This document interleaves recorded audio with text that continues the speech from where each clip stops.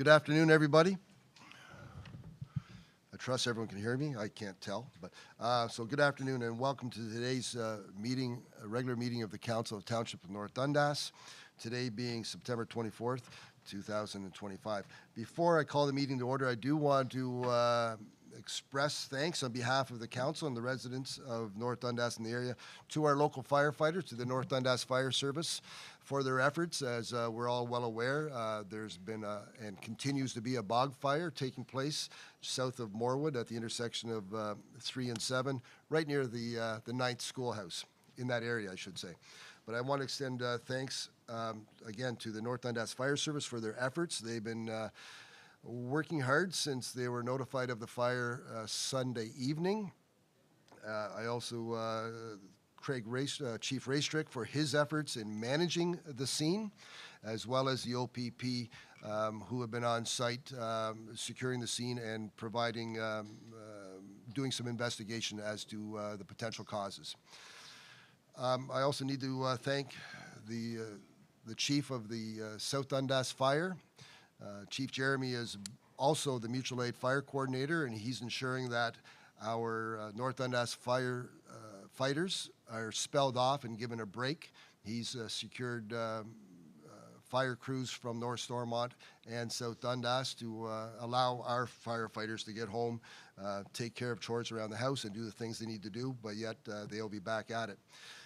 And I think the Ministry of, the Ministry of Natural Resources, they did send a field staff out, and Paul McWhirter, his involvement in the at the fire scene and advising best practices to extinguish the bog fire and best ways to protect the forest cover in the area has been invaluable, and my thanks go out to the Ministry of Natural Resources. I also need to thank the residents of North Dundas and also those residents outside of and businesses, both inside North Dundas and outside of North Dundas, that has provided food and drink to our firefighters, expressed their concern, and their support through the delivery of food and drink has been invaluable. Fighting a bog fire, I'm sure not all of us have been involved in it, but I can only imagine that it is very tiresome, dragging hoses and tromping through the bog to ensure that our valuable lands are protected the best way possible. So I need to thank all of those people, and I really do appreciate it. And I guess maybe on a final note, there has been some concern, not much, but some concern that the water that would be used to extinguish the fire or in attempts to extinguish the bog fire, and we are progressing. The water being used does not affect our municipal water system. This water is coming from a spring-fed quarry north of Morwood, probably in the area, but it is not affecting the water supply that we are in the midst of conserving during this drought. So I hope those concerns about municipal water being used are alleviated. That's not happening, and to that. Bear with me, I think I might have forgotten a few things over the last couple of days. It's been a bit of a whirlwind, not just for me, but more importantly for everyone else that's involved doing that chore. So thanks again. So at that point, I'm going to call the meeting to order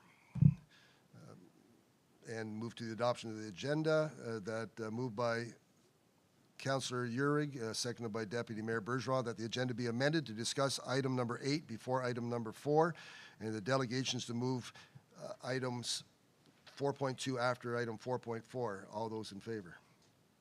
It's carried. Opposed? See none. It's carried. I'm going to move to the notice of motions. A suspension of item 14A, procedure bylaw. Be it moved by Deputy Mayor Bergeron, seconded by Councillor Annable. Be it resolved that Council suspend item 14A in bylaw 2025-06, procedure bylaw for the September 24-25 meeting to allow for 4 delegations. All those in favor? Opposed? Seeing none, that's carried. Any disclosures of pecuniary interest and general nature thereof? Seeing none. We're going to jump right into delegations, and with us today we have from the Ontario Provincial Police, Inspector Hemrick, and he's there to provide an update. Welcome, Inspector. Thank you, Mr. Mayor.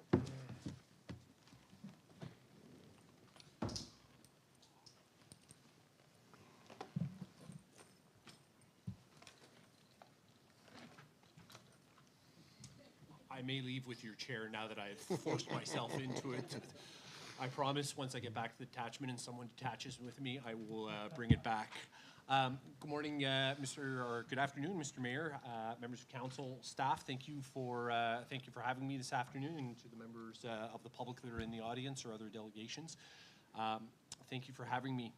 I will try and keep this update brief, Mr. Mayor. My first order of business is to apologize to council and members of staff. I have tried to make it a regular occurrence since taking over as the SDNG detachment commander to regularly be at council at least once a year to provide a bit of a state of the affairs and some of the things that are going on in the detachment and really highlight some of the work. Unfortunately, last year I was absent from the detachment area on temporary assignments for quite some time, and I did not make it. So I apologize, and I will be trying to wrap 2 years of good news into one. But that would lead me probably to my second more important point. So during those temporary assignments, I did have the opportunity to travel a lot of the province and see a lot of other detachments and municipalities. And I just certainly want to thank council and your staff, because all my travels throughout the province, I can wholeheartedly say, and I am a hometown Cornwall boy grown in the counties, but I can wholeheartedly say that there is no better place to live and grow and work than the United Counties. And that includes all of our municipalities. We are extremely fortunate to have the support that we do of our local councils, of county council, and all of the staff of our municipalities and councils. There's just no level of collaboration or support that I have seen in any other municipality in Ontario in comparison to what we have in SDNG. Certainly would like to just talk a little bit about community engagement, Mr. Mayor. So one of the high priorities over the last 2 years for the detachment has been a greater level of community engagement. I've really put an emphasis on our officers to get back to that community policing, get to know your community, get to know the people in your community, and when they are not answering, when they are not slaves to the radio and they are not answering calls for service, really to try and be out there. And I think the Winchester District Memorial Hospital has probably been the #1 recipient of that. I know that because it's just sheer proximity, right? Geographic proximity to the detachment makes it a very easy walkover for our officers. And I know the hospital is absolutely appreciated. Our officers just popping their heads in, on night shifts and on weekends just to say hello. But that goes to the whole that we have encouraged our officers to do. We're asking them to, if you know of a community event, if there's a soccer game or a hockey game or any other community event, and just stop by, say hello, talk to people. Don't be afraid to let people look in our cars. There's nothing secret in them, right? Anything that is sensitive, we can lock, and it's locked up. Right? It often baffles me why our officers become so afraid of letting the public see their cars when we parade them all over the province and country and allow people to crawl in and out of them. So we're really trying to highlight that community engagement. I certainly, I will not discount the community engagement we get at the local fairs, South Mountain Fair, and all throughout. The summer season is what I call our PR season, and I tell all of our officers, you are at those fairs making good money. You're being paid that extra pay duty. I said your #1 responsibility besides public safety is to interact with the public.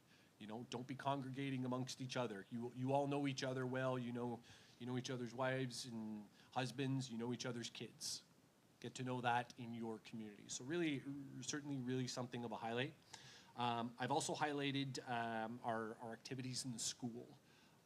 So we have really taken an emphasis over the last 2 years on being out in the schools a little bit more, and we are going to be we have been placing an emphasis, but you'll see in the next year in all of the schools, we're going to be placing a greater emphasis on really working on the areas of sexual consent and internet safety. These are two huge areas that we've noticed especially when it comes to youth crime, where we see a lot of, I don't want to call it ignorance, but miseducation. So, and we have a tremendous partner in Victim Services of SDNG&A, whom have tailor-made a presentation that the police can replicate. Cornwall Police has worked with them, and we are going to be doing the same. So that's really one area we really want to engage with our youth a little bit more on some of these presentations. I myself may be assisting the school board in making some of these presentations. Would certainly like to speak a little bit about traffic. It is always on everybody's mind in every strategic plan that we have. Traffic safety always is a top priority. I know that every detachment board I go to, it's the number one thing we talk about. We have a massive network of roadways throughout SDNG. It's by far the best well-maintained network of roadways. But traffic safety is on everybody's mind. There hasn't been, unfortunately, on our network of roadways, we have had a very deadly year in SDNG. I wish I had the silver bullet answer. As I've told every other council and the board that I have met with, we continue to see the four same causal factors being speeding, distracted driving, lack of passenger restraint, and impaired driving. Those are constantly our focus. I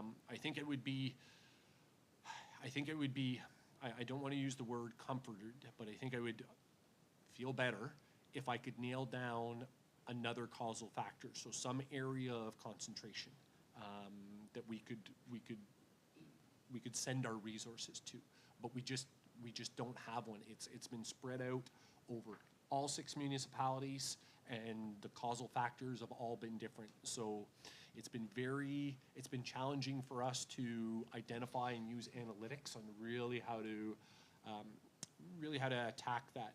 I don't know if you follow our ER social media pages, but I certainly have been using and Councillor, you obviously are, I can see you. Yeah, we've through Madam CEO, through the SDNG counties, she certainly said, our 3 E's are engagement, education, and enforcement. And she said, hey, we need to see a greater presence in engagement. So we've had 1,000% increase in the last 3 months in our social media posts highlighting, the traffic safety that our officers are doing. And we are hoping that's going to have a positive effect. I can also tell council that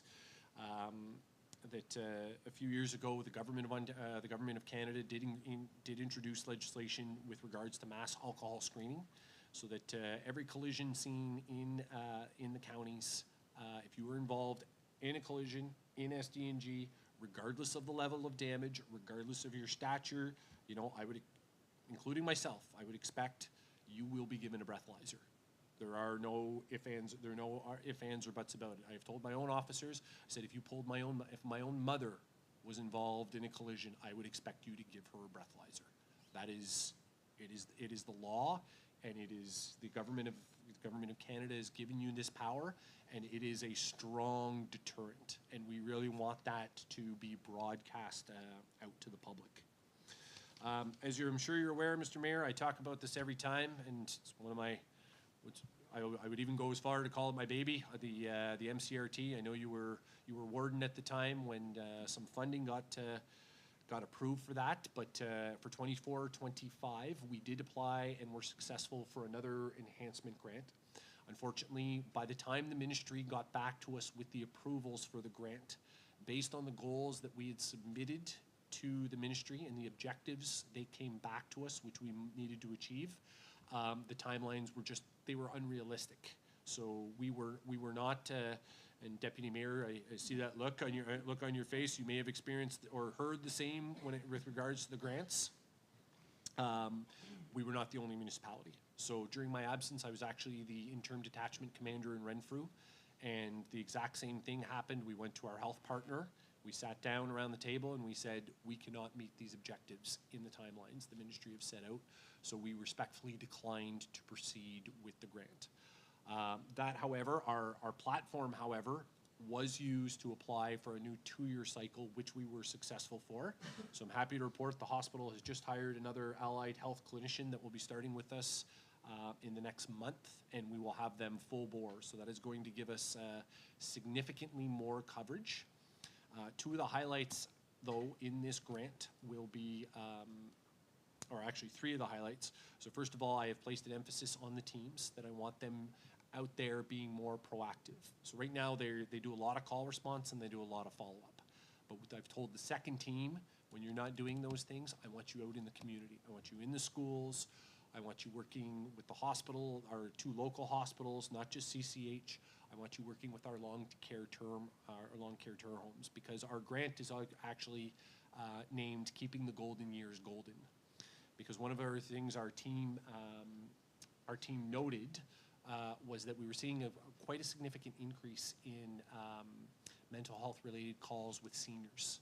And so we do have some training going on that, but we want our team to really focus on that, really focus on the education portion. I just finished booking their training, and it all surrounds the elderly dealing with mental health, dementia, and other. The other big portion to that grant is we will actually be engaging with the Longhouse in Akwesasne to discuss how the traditional Mohawks have dealt with mental health and how they have served their community. So that when we are dealing with somebody from the territory or any Indigenous, Inuit, or Métis, we might have a better understanding how they've historically dealt with that. And it might provide us, it will certainly provide us with some insight and help us with some additional cultural sensitivity. Rural property crime continues to be a challenge. We are a rural municipality, and our largest municipality in the area is about 5,500 residents of concentrated population. So it certainly does continue to be something that is on everybody's mind. I can tell you, though, that year over year, over the last 2 years, we've seen a decrease in reported rural property crimes. So I'm very happy to hear about that. I'm very happy to see that, and there's been a lot of good police work behind those things, Mr. Mayor. And finally, Mr. Mayor, just before I take any questions from yourself or from council, number 6 is emergency management. I think you highlighted it already. We've seen this recent bog fire where the municipality declared a state of emergency. I'm not sure if you have toothpicks in your eyes right now, because I know you've been working quite significantly, not just as the mayor, but doing a lot of media release and also a full-time job. So, but we are really focusing on our emergency management and working with our partners. And although I don't want to call this situation contained or controlled, but the risk to public safety and to property is fairly minimal at the time. But this is still a good time, a real live exercise to see, how we interact and how we work together and what we can do together. And I know we participated in a very large scale countywide exercise with Canadian Armed Forces, and we will be having another exercise coming up, which will affect all of the counties. I don't know if anybody from staff here or from council is participating in that, but I won't spoil the entire one, but it will affect all 6 municipalities. And the counties will have to be very engaged, and it will be something that could absolutely happen in SDNG.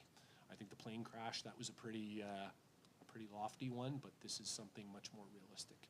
So pending any questions, Mr. Mayor, those are the updates I have for you at this time. Well, I'm sure there's going to be lots of questions, Inspector, and comments, and I'm not going to take up all the air right off the bat. I'm going to look to my fellow councillors, see if they have any questions and comments, and I see Councillor Lennox is ready to go. Thank you, Inspector. First, I want to extend my thanks and council thanks to your uniformed and civilian members for the collaboration, all the excellent work you're doing, given challenges the OPP face on a larger level. Prior to this council meeting, I polled some random staff and asked them, how is our relationship with the OPP? And each one said we have an excellent collaborative relationship. So your message is, from my perception, being well received by your detachment commanders. Next, I would like to ask you a question regarding gypsy encampments, for lack of a better term. This isn't new to North Dundas or the surrounding municipalities, but what are some ways which we can find a collaborative effort to deal with the perceived criminality, real or perceived, and deal with this problem? Thank you for your, so first and foremost, thank you for your comment.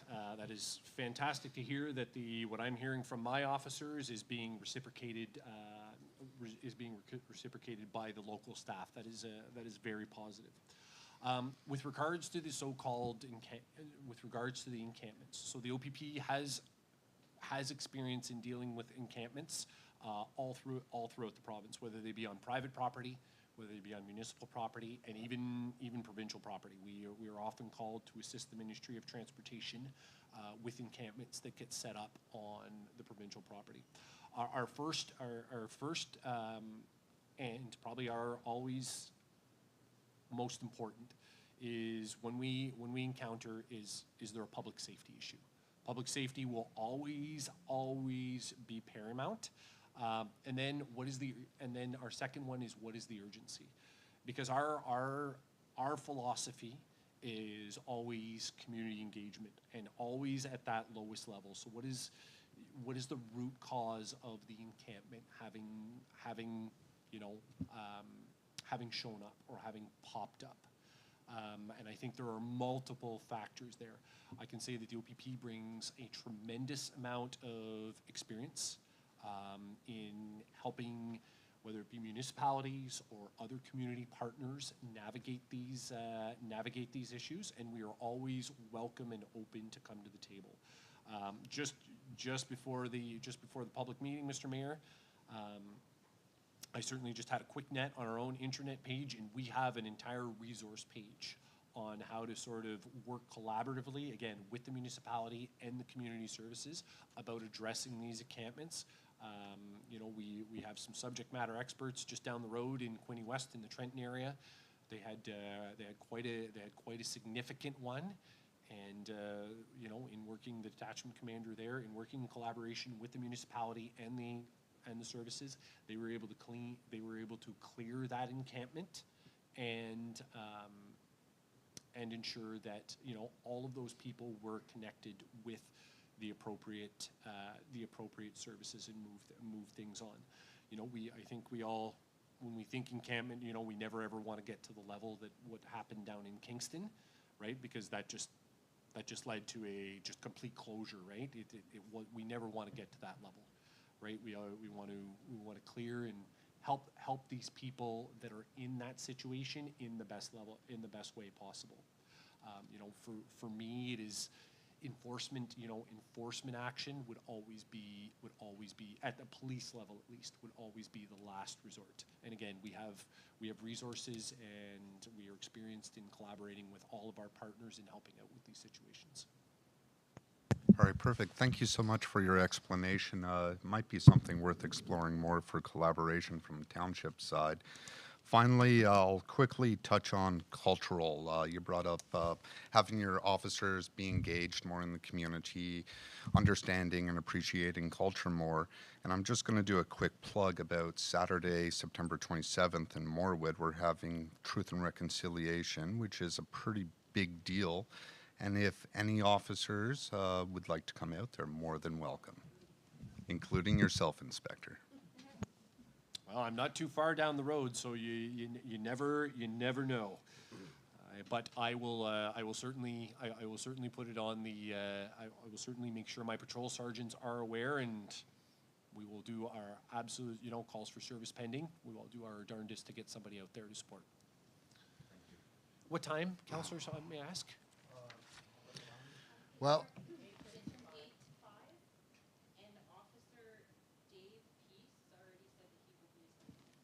Excellent. and just since, and I appreciate Stephanie providing the information, but you can't be heard online, so I'll do it this way.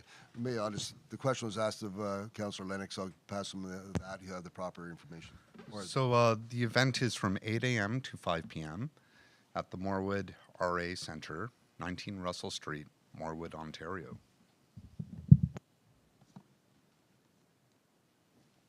Thank you, Councillor. Further questions, comments? Councillor Urick? Yeah, thank you for the information, Inspector. I'm just curious, your note of the decrease in rural property crime. I guess it's sort of chicken and egg scenario. Is this, in your, I guess, estimation, is this more of a identification of the success rate of the officers investigating, or lack of acknowledgement by those who have been affected by rural property crime, perhaps, and not, calling the police and not, reporting this as an issue? Because I don't know, maybe it's just happenstance, but, there does seem to be a lot of commentary about it lately, and certainly different items are being targeted. But I'm just wondering, and I guess in your expert opinion, what may be leading what seems to be decrease, but it seems to be also evident and prevalent still. Well, I would say the forever optimist in me would Yeah. be it's a bunch And of it's great police work. And I right? appreciate that, because that's what I want to think too. That's that would be my first response. Yeah. I think, Councillor, it's probably a combination of both. Yeah. Rural property crime always Yeah. comes up again at the detachment board. It's very, very well represented. It always comes up. It is always in our strategic and action plan.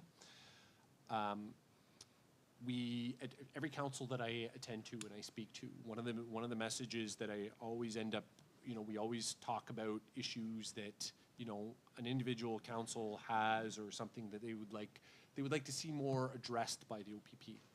And one of the things I remind everybody at the meeting, and councillors and staff, is we only know what we know. Right. So we are always encouraging people to, if it's not in progress, use the non-emergency number. But we need to know.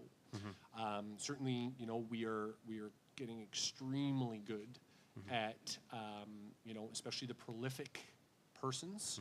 We're getting we have tremendous investigative techniques to identify those persons through strings of crime.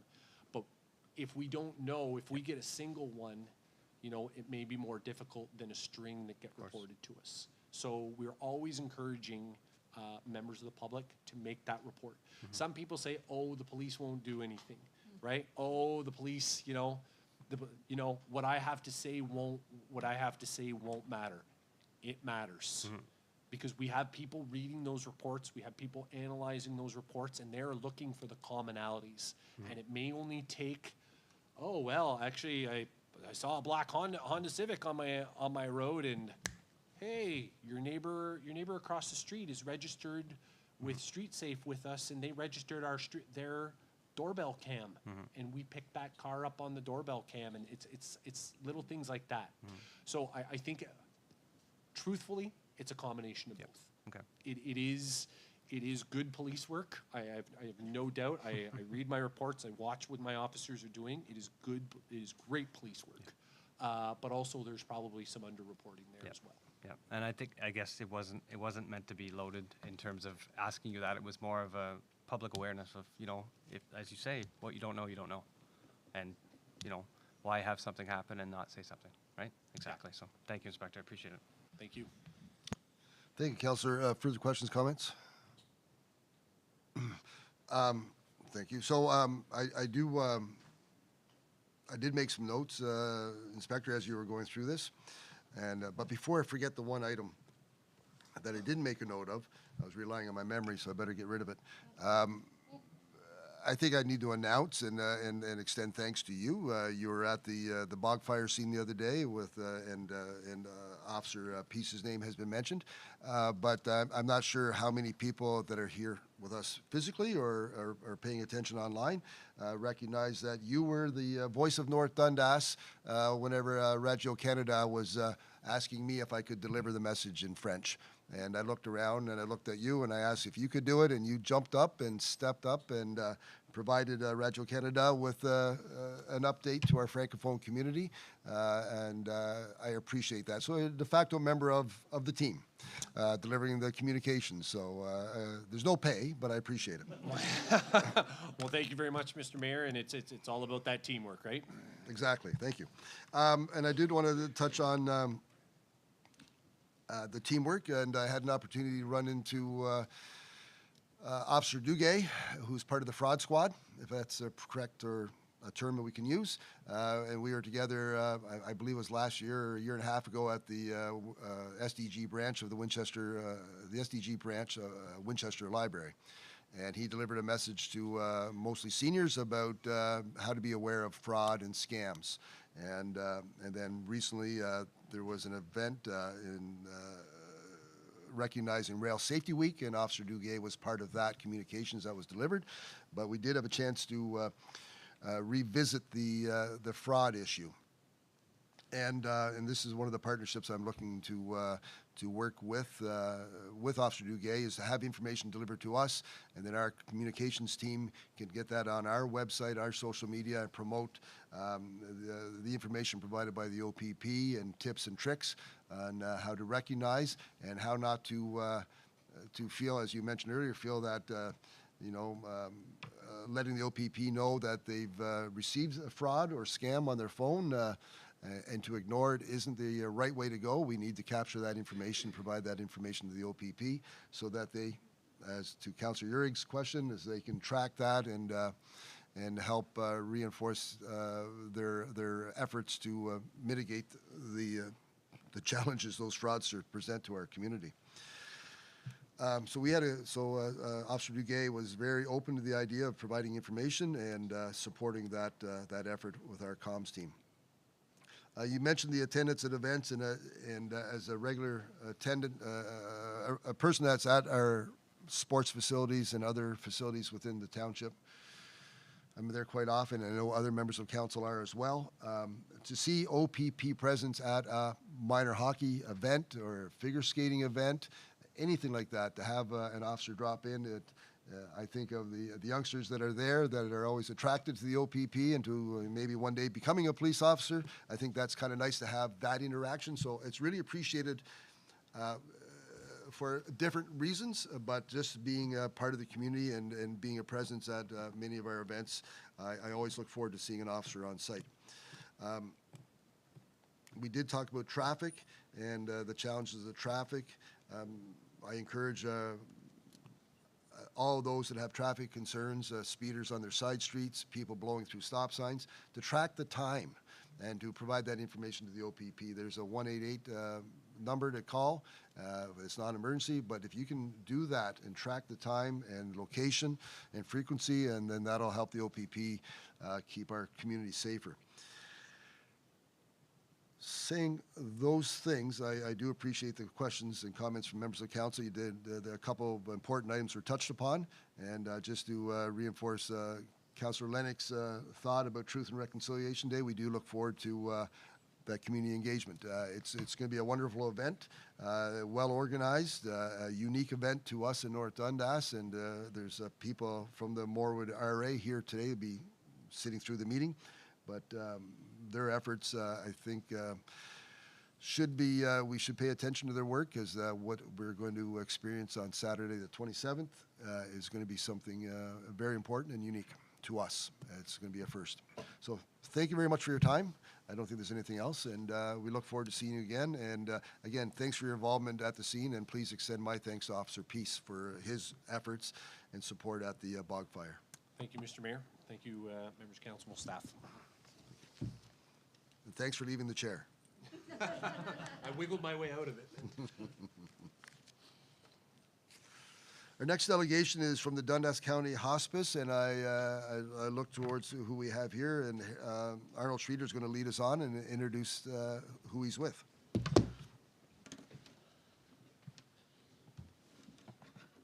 Good afternoon, Mr. Mayor, Madam Deputy Mayor, councillors, staff. With me joining today is Cindy Morgan. Cindy is our Vice Chair of the Board of Directors. And what we're here for today is twofold. Number one, to really show our appreciation and thank you for the support that we have had over the past 5 years for a program that is quite unique within the hospice world, and that is our equipment lending program.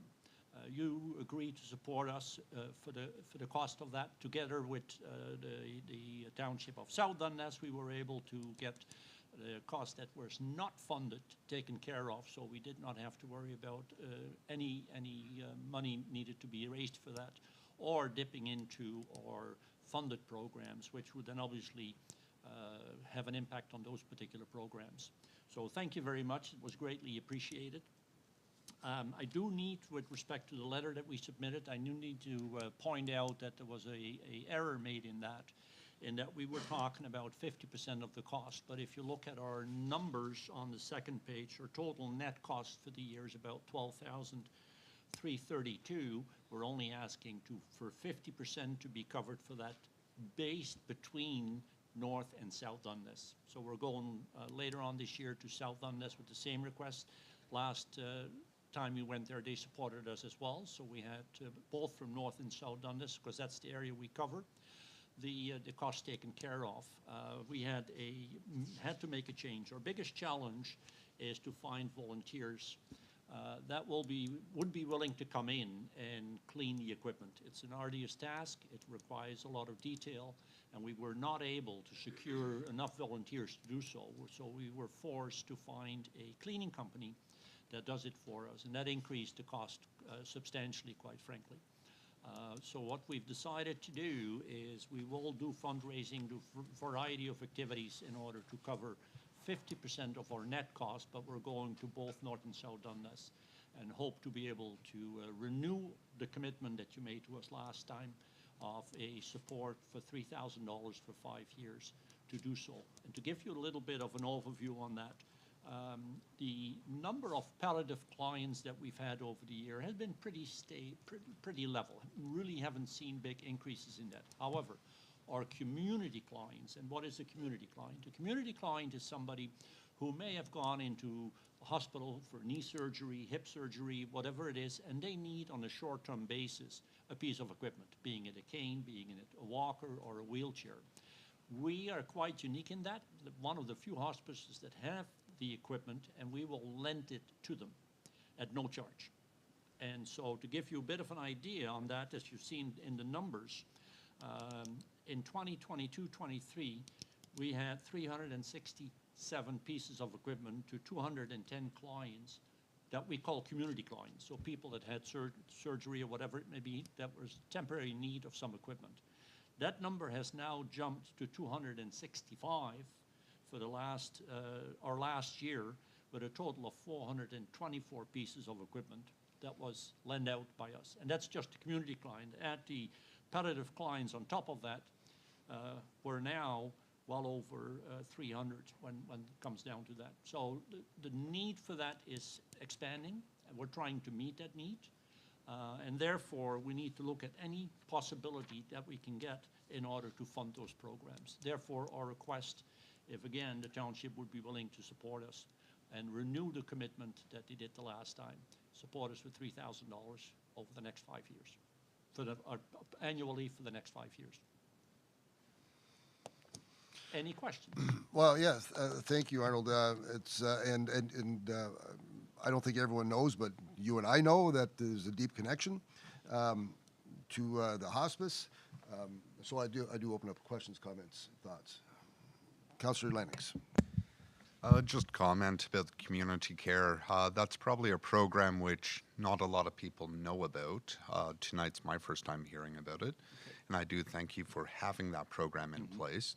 And when you say 50%, and that's 50% shared with you between North-South Dundas, that's really only a quarter of the cost that they're asking to be covered for our neighbors, for those in the Beechcroft, the Wellings, etc., to help them transition from hip surgeries, knee surgeries, and etc., with the cost of living and everything else going up. I see this as a beneficial humanitarian thing we can do, or humanity. But yeah, if I saw something come across here in the package, I would support it. Thank you for your comments. Any other council questions, comments? I do want to just relate a story. I visited a lady that a mother of a good friend of mine, and so she's quite elderly. She's at Garden Villa. She had issues with her hip. She had some work done, and then all of a sudden she wasn't quite ambulatory. She had to find a walker. Then the walker that I believe was purchased, and then the rooms changed, and the space in the room changed, and now all of a sudden the walker's too small, and then it's she had gone out and purchased another walker that would accommodate the space in the room she was at and just the moving around. And I didn't want to tell her, well, you should have known, and I didn't say that. But I understood that there was a better option than purchasing two walkers. It could have been swap it out at Dundas Hospice. As many of us know, the hospice is located in the heart of Williamsburg. For some people may feel that it only serves the community of South Dundas, and I know through many conversations that it's more than just South Dundas. Large, I don't want to say a large number, but equally shared in essence between clients and residents of both sides of the border. Between North and South Dundas. It does, to Councillor Lennox's thought, it does provide an amazing service, and I do encourage members of council to take a trip and understand it. What it does for those that are needing the support that the hospice provides. It's a breath of fresh air. It's very encouraging. It's supportive, well-intentioned, and the equipment inventory is high. But repairs are needed and replacements are needed, and to your point, Arnold, the cleaning was a surprise to me. That's a challenge that needs to be overcome through hopefully some good volunteers will hear that. I know Councillor Lennox is always looking for volunteers for different groups, and Chesterville Green Action Gang. Can I count on you? yes. So, but we need to be supportive of that. We have a great volunteer network in North and South Dundas, and I hope the message is delivered, and maybe others will step up and support that expensive effort. Dundas County Hospice, I can't speak highly enough about it, what it provides our community, both communities. It's a beacon of hope and support for many families, not just the client, but the families of the clients. It's an important thing. So I echo Councillor Lennox's thoughts on that. If I may, for a Please second, do. I'd like to address your comment with respect to, you were unaware of it, which is unfortunate, but it's nothing new from what we hear, despite the fact, and Cindy, you can probably elaborate on that, we've had what we call as an ambassador program, where board members go out to community groups, church groups, you name it, anybody that wants to listen to us, and we do presentations about who we are, what we do, the programs we offer, etc. And I don't know, you can probably put a number to it. Not off the top of my head, but I know last year was our greatest year, and I think we did something like 40 presentations to church groups, service groups, and we're now in the process of going back and revisiting groups to let them know who we are, so that it's about a 15-minute presentation, and we really do go into detail of all the programs, not just the equipment program that we do for, through Dundas County Hospice. No, perfect. I appreciate it. Yeah, while you were giving your presentation, I was thinking about the what if. Somebody at Winchester Memorial District Hospital just, like stressing over the cost of a walker. And I can't see my grandmother in that position. I can't see anybody in that position. It's a real shame the provincial government doesn't step up and assist more. I'm going to take the pressure off Arnold from answering that question. I've been involved in a meeting with Mr. Schreeder, Mr. Renault, another used to be the board chair. Yeah. Was the board chair, past board chair, and with our MPP Quinn, and we've had an opportunity to speak about the challenges. And I trust me, if council members knew the challenges that this unique facility offers, no, not the challenge they offer, the challenges they face, you wouldn't be so pleasant. The challenge they face when dealing with the provincial government and trying to find support for the unique things they do offer a rural community. It's not an urban area where there's more resources. This is a rural initiative supporting us, and it's hard to get traction with the province, and your sentiments are echoed. It's unfortunate that the province doesn't see the benefit this provides. all of us. Thank you very much, Arnold. You're I hope I welcome. took it off your shoulders and Yep, just said it and for I you. appreciate that. I know you're familiar with it. Yes, thank you. If there's nothing else, thank you very much, and it will be an item for discussion as we get closer to budget time, which is right now, essentially. But thank you. It's a timely request. Thank you Right. very much. Thanks very much for giving us the opportunity. Thank You're you. welcome. I look forward to seeing you soon. Yep.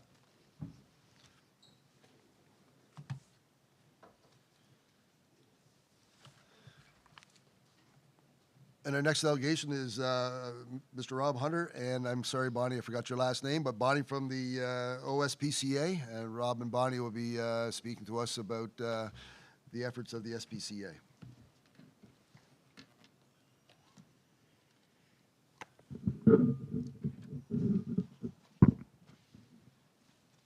Is it on?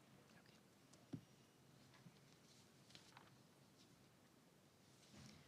Good afternoon, Mr. Mayor, councilors, and members of staff. It's a pleasure for me to be here this evening with my coworker, Rob Hunter. My name's Bonnie Bishop, and I'm the East Regional Manager for Community Outreach Services for the Ontario SPCA. And with me this evening is Rob Hunter, the Development Officer for Eastern Ontario. I know that our presentation, sorry about that. I know our presentation was sent out and was available in your package, so Rob and I will kind of go over some key highlighted areas and then leave an opportunity for questions at the end. So for the last 150 years, the Ontario SPCA has provided care, comfort, and compassion to animals across the province of Ontario.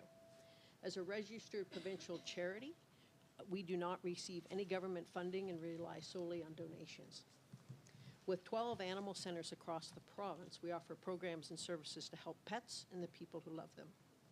For more than 70 years, we've served this region, and our region is very large. It covers Akwesasne, Cornwall, the United Counties of Stormont, Dundas, and Glengarry, and the United Counties of Prescott-Russell. We witness our mission in action every day at the SDNG Animal Center, and our impact is far-reaching. Accessible animal care needs have increased in Cornwall, the surrounding area, and it's a trend that we're seeing across the province. Since 2023, animal intakes from owners, surrenders, and strays at our animal centers have doubled, rising from 223 animals in 2023 to an anticipated 454 by the end of 2025.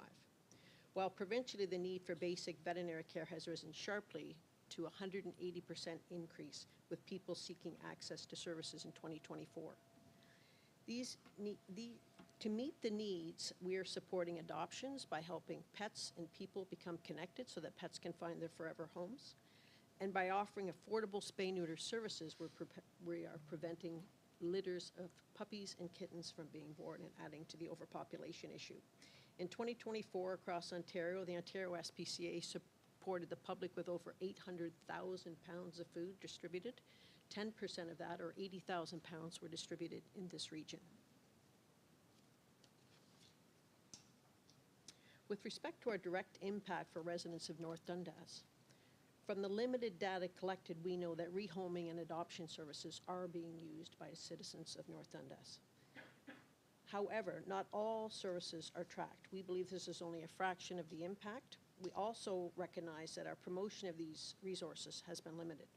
This presents an opportunity to be more proactive in informing and engaging residents of North Dundas about the work that we do and working together to promote those services.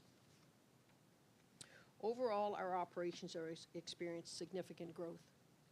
We've seen 23% increase in the number of cats coming into our care, a 25% increase in the number of dogs coming into our care, 31% increase in the public asking us to rehome their pets for them, and 21% increase in the overall intake for care because residents are unable to support their pets even with the resources that we offer to provide them so that they're able to keep them. A surge in homes with pets comes at a time when experiencing skyrocketing veterinary costs, a dramatic shortage of veterinarians across the province, making it harder for people to access care. The lack of affordable and accessible spay-neuter services leads us to an upsurge of unplanned puppies and kittens. Economic hardship, including widespread housing and food insecurity, add to the stress. Local concerns align with the broader provincial reality of an increase in the requirement for animal services. Stray animals, disease management, safety of the people when animals are unwell is a lived experience faced by community members daily and challenges that municipal leaders like yourself are also encountering. We can take meaningful action together to help mitigate these concerns. This brings us to a time-sensitive and critically needed new build. As a charitable organization with strong oversight and stewardship, we understand the urgent needs of the community and their responsibility to address them. Recognizing that our current animal center faces serious issues, unresolvable issues, our board and leadership team carefully evaluated all options and determined that construction of a new building would be the best option. This new facility will not only address the current needs today, but the needs for animal welfare for decades to come.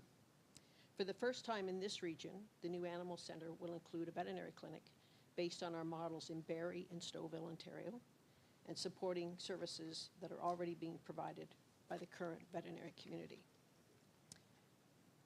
This is a schematic of our new animal center and veterinary clinic, which we plan to have opened in 2027.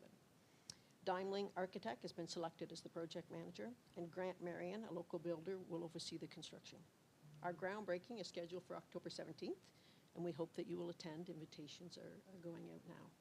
The new building has been designed in consultation with the Chief Veterinarian of the Ontario SPCA and adheres to established standards and best practices in the industry. Its design maximizes efficiency, practicality, and ensures a lasting and effective facility for years to come. This is a visual footprint of the animal center. You will see that there's a 300% increase in space, 150% more capacity to house cats, a separate isolation area for cats and dogs, a 30% boost in animal intakes and adoptions will be permitted. The new animal center will be 6,600 square feet, increase the capacity for animals from 24 to 57. Put simply, the new animal center will be bigger, smarter, and will offer the ability to isolate and house animals that we currently don't have.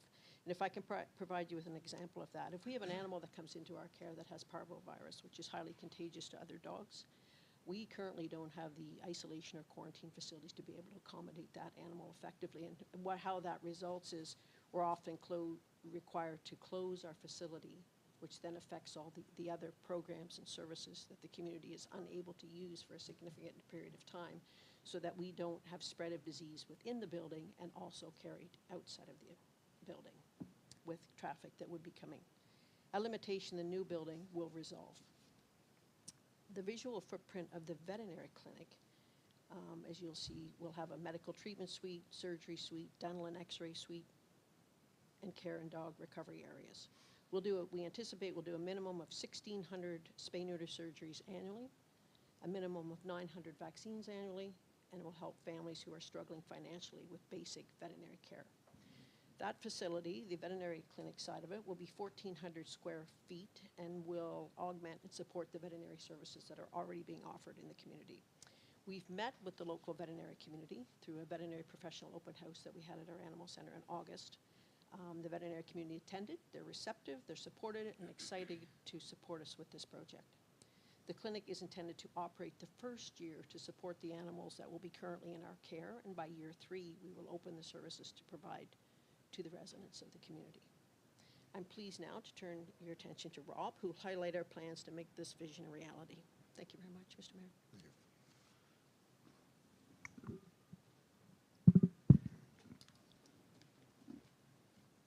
Good evening, Mayor and Council. It's nice to be back in North Dundas Council Chambers. It's been quite some time, but certainly nice to be back.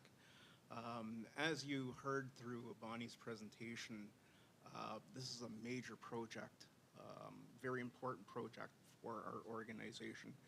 It's critical for the animals in the communities that we serve, and I'm happy to share with Council that the Ontario SPCA has committed $4 million towards this new build.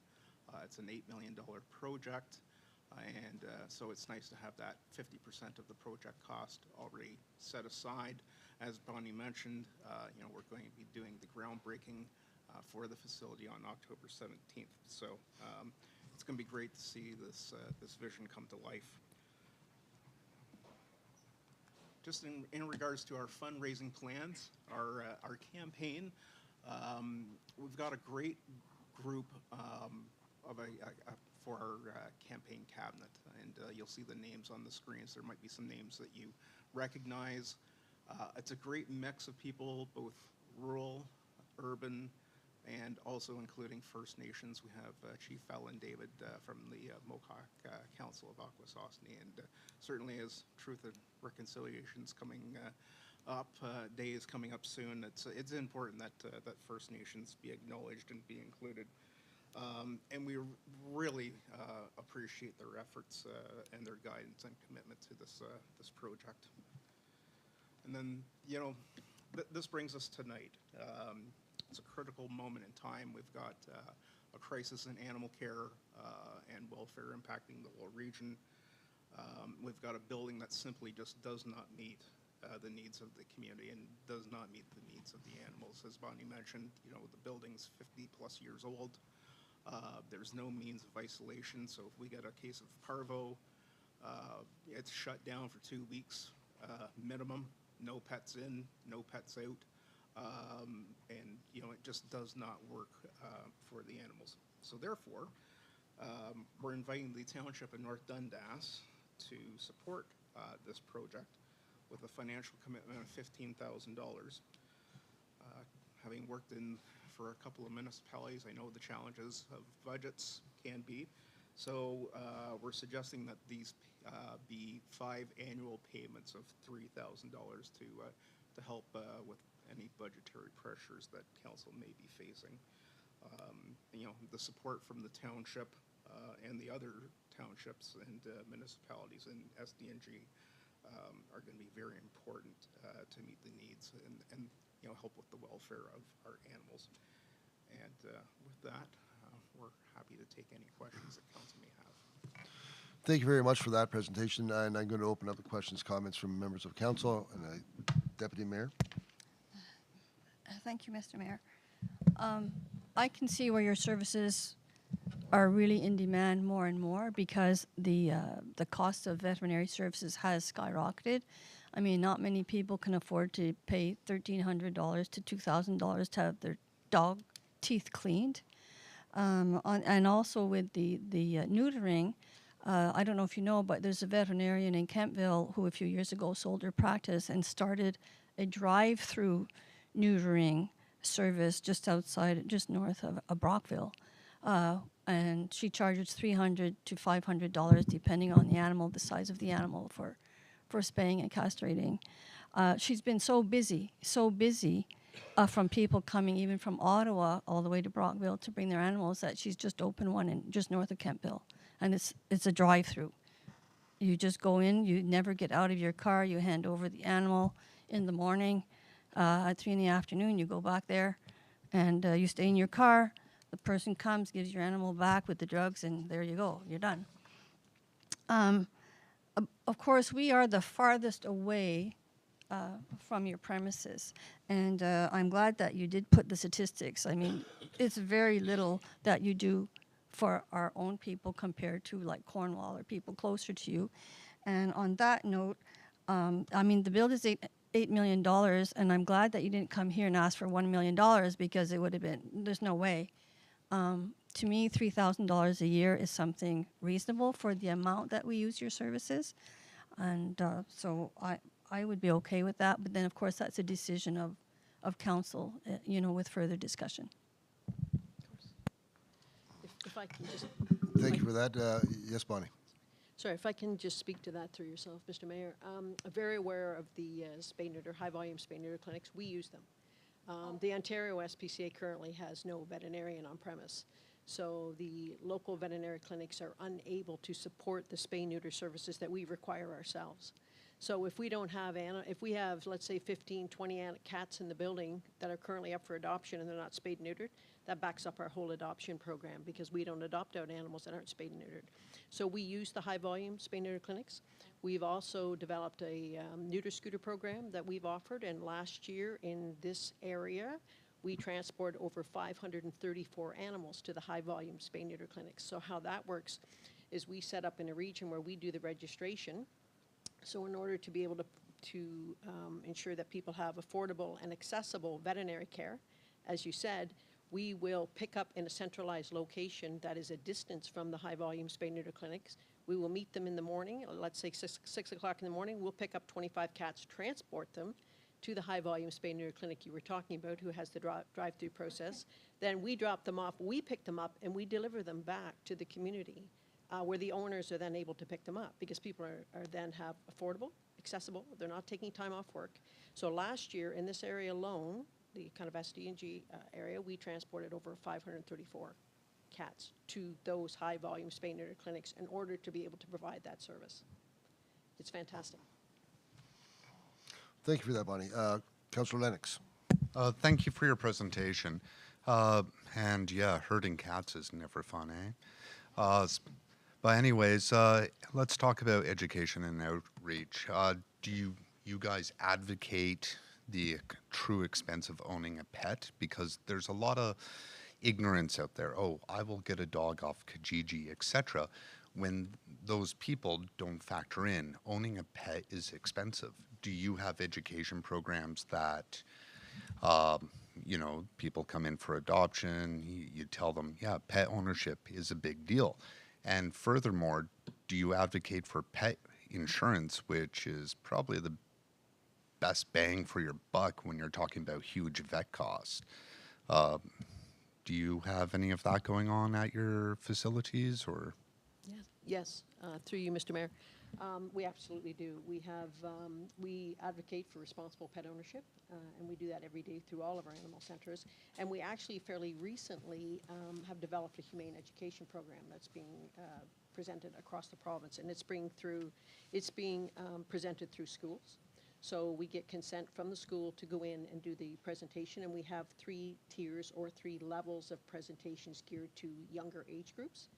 So we are doing that, and we're in I believe our 3rd year of that. Our 3rd year of that. So it's been a little bit slower getting traction than we thought. Getting in through school boards has been a little bit more difficult, but we are absolutely, and that's a volunteer. We have a humane education coordinator who runs that program across the province, and then we have humane educators throughout the province and volunteers who present the program in through the schools. All right, perfect. Thank you. Thank you. Thank you, Councillor. If there's nothing further from members of council, unless there's anything you'd like to ensure you had an opportunity to speak about, we'll wrap it up. And as to your request, like my comment to the previous delegation, we are fast approaching budget time, and it will be an item up for discussion. And it's a pleasure seeing both of you, but nice to see Rob back inside the building. So Thank you until very next time, much. take care. Thank you.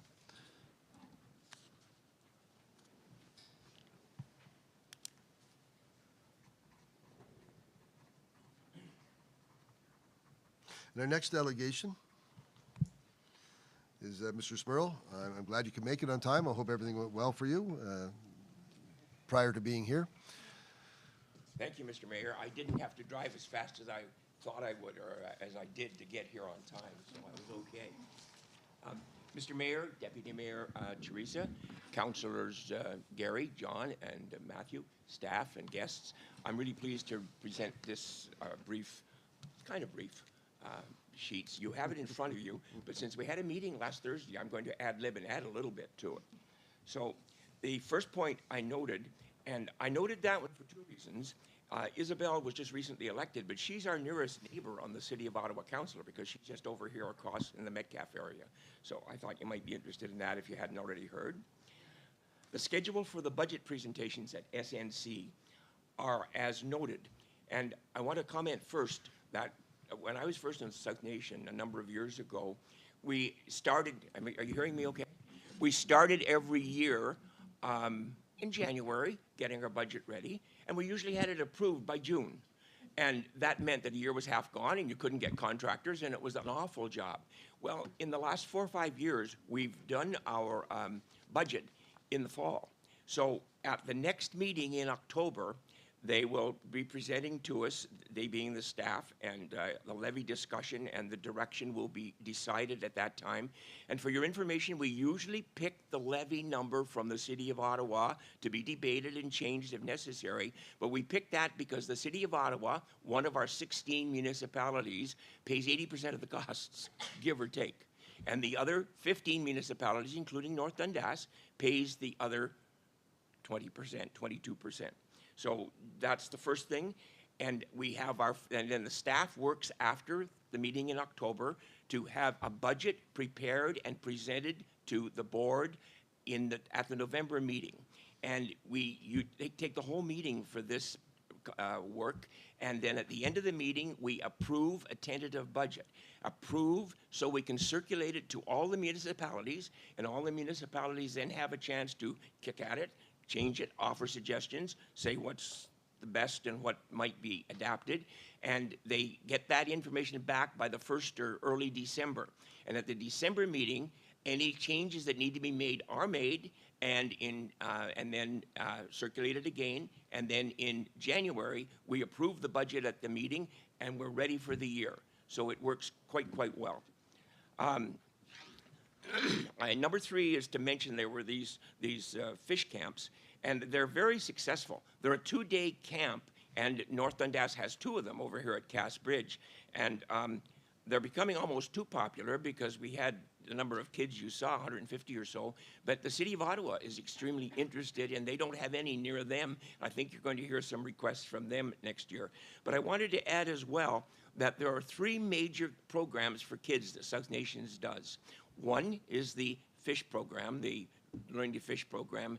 And by the way, if you think fishing isn't important, you should see some of the young people when they get a fish this long and bring it in and hold it up to show everybody and get their picture taken with it. The second thing we've had for a few years, and during COVID, these next 2 went downhill a bit, but we're trying to bring them back up. And one is the Field of Dreams. I don't know if you've ever driven past South Nation or any schools and seen fish all over the fence. And that is because the fish are made, I think we get them actually from prisoners in BC at a good rate, but the fish are made, and there's a program that's given to schools, a goodly number of them, at, well, actually it costs about, what's the cost? It was costing $17 per student, and next year it's going to be lowered or recommended to be lowered to $15 a student because it hasn't been as popular the last couple of years since COVID. But we are going to have that. A staff visit the school, volunteers visit the schools, and they make presentations on various parts of fish and wildlife, and then the kids paint the fish and put it on the schoolyard fence. That's the second program. The third program is the maple syrup program. And of course, we're fortunate to have in North Dundas the Oshman Forest, which is now the maple syrup center for South Nation conservation. But there's also a program with slides and paper and videos that shows about and talks about maple syrup that's presented to schools as well. And usually it's $5 per, it was $6 per. We're going to be recommending it's $5 per for next year. So we think those 3 programs are important, and we're going to try to build on them. Number 4 is just an information item. Over the years, conservation authorities have been jumped from place to place. Sometimes they're in environment, sometimes under forestry, sometimes in this place or that place. Well, recently, they've been put under the environment. So we now answer to the environment. But along with that, there's been a person by orders of council, whose name I included, Hassan Bassett, who is a deputy minister level and is now going to be the direct contact with all conservation authorities, and the staffs and the people in Toronto think that will be an advantage with our input and support from the government, the provincial government. I threw in just number 5 because I know it costs around $100,000 a year from North Dundas, but for North Dundas to be a member of South Nation. But South Nation gets all sorts of extras, including the maintenance on that dam, and just recently they put 10,000 in it. I just included number 6, I guess it's a bring and brag situation, because I'm on several committees at South Nation and I enjoy them all. And when you get to the most recently formed in number 2, I'm also on the grants subcommittee. And these committees are reasonably positive in that the main committee, the watershed committee, replaces the 4 former standing committees which staff felt had served their purpose in the last 30 years or so. And there was so much duplication by staffers that they wanted to get it down to 1 committee. Now, this committee has 26 people plus about a dozen staffers on it, and I've been given the pleasure of chairing it. And we've had 1.5 years for this committee so far. I think it's going well. And we had a meeting just last week, and everything was in quite a good place. Number 7, the low water committee recommendations you've already heard, and you had already made adjustments even before that level 3 pronouncement came out. And the water situation is pretty serious. We're getting reports daily almost, or twice a week, from South Nation. They're indicating that so far, even with the last few days of rain, hasn't made a great deal of difference. And there are some that say it would take about 2 weeks of almost steady rain to bring the levels back to where we really need them. So after a cool, damp spring, it was a tough part there. Let's see if I've missed anything on this page. No, I think I got almost everything I wanted there. And number 8 is just an invitation. You could do it online, but if you ever have an opportunity to come to one of the South Nation meetings to just be an observer, I think you might enjoy it. But if you don't have time for the whole thing, try to come just for the staff presentation on all of the activities that are happening in South Nation. And why that is important is, I believe, and by the way, we're the only authority that does a presentation like that to the council and to any visitors. And why I think that is important is we're making important decisions for activities that are going on in the whole watershed. And with this presentation, we have a good understanding of what's happening, why it's happening, and we're able to question it, and we're able to make good decisions about carrying it on in later years. And do I have any other provincial? Oh, I wanted just to comment that you hear a lot about wetlands these days. There are 2 types of wetlands, and South Nation gets sometimes, I don't want to say caught in the center, but sometimes South Nation gets blamed for things that may not be entirely their responsibility. First of all, the province sets out provincially significant wetlands, and when they set them out, our responsibility at South Nation is to support them. But as well, municipalities can also declare significant wetlands in their area. And a couple of municipalities have done, and when they declare that, it's again South Nation's responsibility to support it. And so a couple of times in the last 6 months, we've been accused of doing all sorts of things because of the wetlands and not thinking of people, etc. And in effect, we have been giving advice and comments, but it's because it's our responsibility when the province and the municipalities make those decisions. I was going to add as well that just recently, there was a gentleman that had an acre and a bit of land along the South Nation between Castbridge and Chesterville, and to straighten out a field, he gave us that acre and a half. So we've added that, and it was a donation, so that adds to the 14,000 acres of land we own in the watershed. And Mr. Chairman, I think that's the main part of my presentation. If there are any questions, and then I'd like to make a final comment. Thank you, Mr. Smurl. So questions, comments from members of council? Councilor Urick. No, I'm just going to say I appreciate your comment on the wetland situation, because that is troublesome, I guess, when they act from on high at Queen's Park and we're left to bear the brunt of something like that, or a lot of municipal issues as well. So we sympathize with that, but thank you for your comment on that, Bill. Appreciate it. Thank you.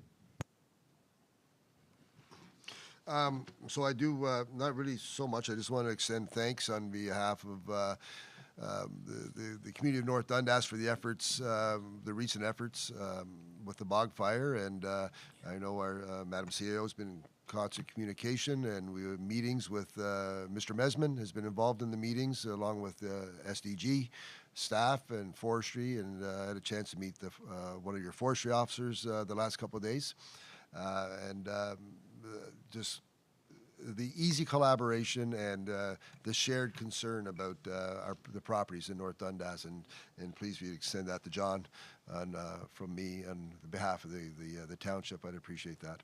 And I do want to ask that you provide, Madam Clerk, that schedule of your meetings, as I think some of us might find it of an interest if we have an opportunity to slide out and to see that presentation and to get a little bit more involved. I know there's always an eagerness to learn more about what goes on from our members of council, and so if you can provide that information to Ms. Johnson, and then she can distribute that to council. Thanks, Mr. Mayor. And yes, I will get that to you.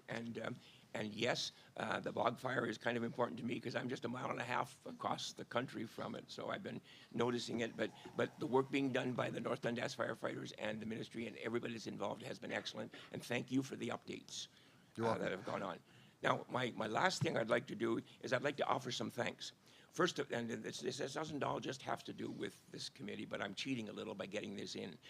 Number one, I'd like to say thank you to the number of council members and staff members that were involved on Sunday with the walk for the Dundas Manor fundraiser. And I was fortunate. My little team raised over $6,000, and altogether, there's about $35,000 raised, and it won't all show till all the final information is in. So thank you to staffers and council that made it a point to be involved that way. Secondly, I'd like to thank council and staffers for looking after, helping support the Morwood Cenotaph Committee and the Morwood Cemetery Committee. Because when I've come at different times to ask for support and ask for your help, it's always been there and it's always been given, and the understanding of why it's given is pretty self-evident. And lastly, I'm a person that often calls staffers and often calls people here and often has requests and often puts them on the spot about I need this and I need that. And I want to say a thank you to all of them who always make time to get me the answers and call me back with them. So I enjoy your support. Thank you. Well, and you're more than welcome. It's appreciated. The message you deliver and the fashion you deliver, it's important to us. And I have been making comments about our how fortunate we are to get a better understanding of South Nation conservation and the challenges and efforts through your message. And I forget that we're unique, that we have you delivering the message to us. And there are some communities that may not get the message or may not get it with such passion. So, and I got to apologize. I shouldn't have let you talk about your little team of one, I would imagine, for fundraising for the... No, I had three. Three. Four. A team of four. Team of four, and Mr. Smurl, I think you were the top fundraiser, your little team. And that was a wonderful event that took place. I know some of us from North Dundas were able to be there, but it was good weather, and the efforts to support Dundas Manor and being the top fundraising team. Congratulations. And thank you, Mr. Mayor. And just if I could add, if at any time you ever want to hear specific information from any South Nation group, I'll bring in any staff member and have a presentation for you if you make that request. So keep that in mind. One last thing. I keep on being reminded. Recently was the Ontario East Municipal Conference, and I just wanted to extend thanks to Michelle Kavanaugh from South Nation Conservation Authority. She was one of the presenters, yes, along with Alice McDonald and Peter Young. They were talking about the collaboration and synergies between the counties and the conservation areas, the two conservation authorities, I should say. And there was an excellent presentation, and Michelle had done a wonderful job representing South Nation conservation. Thank you, Mr. Mayor. And can I just add one last item, and that is in North Dundas, it's a competition. Have four persons that are on the large watershed committee. Jordan Graham from here in Winchester, Jackie Pemberton from just outside of Winchester, Marie Inch, who does a lot of work out at the Oak Valley, and me. So we're well represented on that committee. Yes, we are. Thank you very much. I don't need to win all the time. So now we're going to move on to staff reports, and Madam CAO.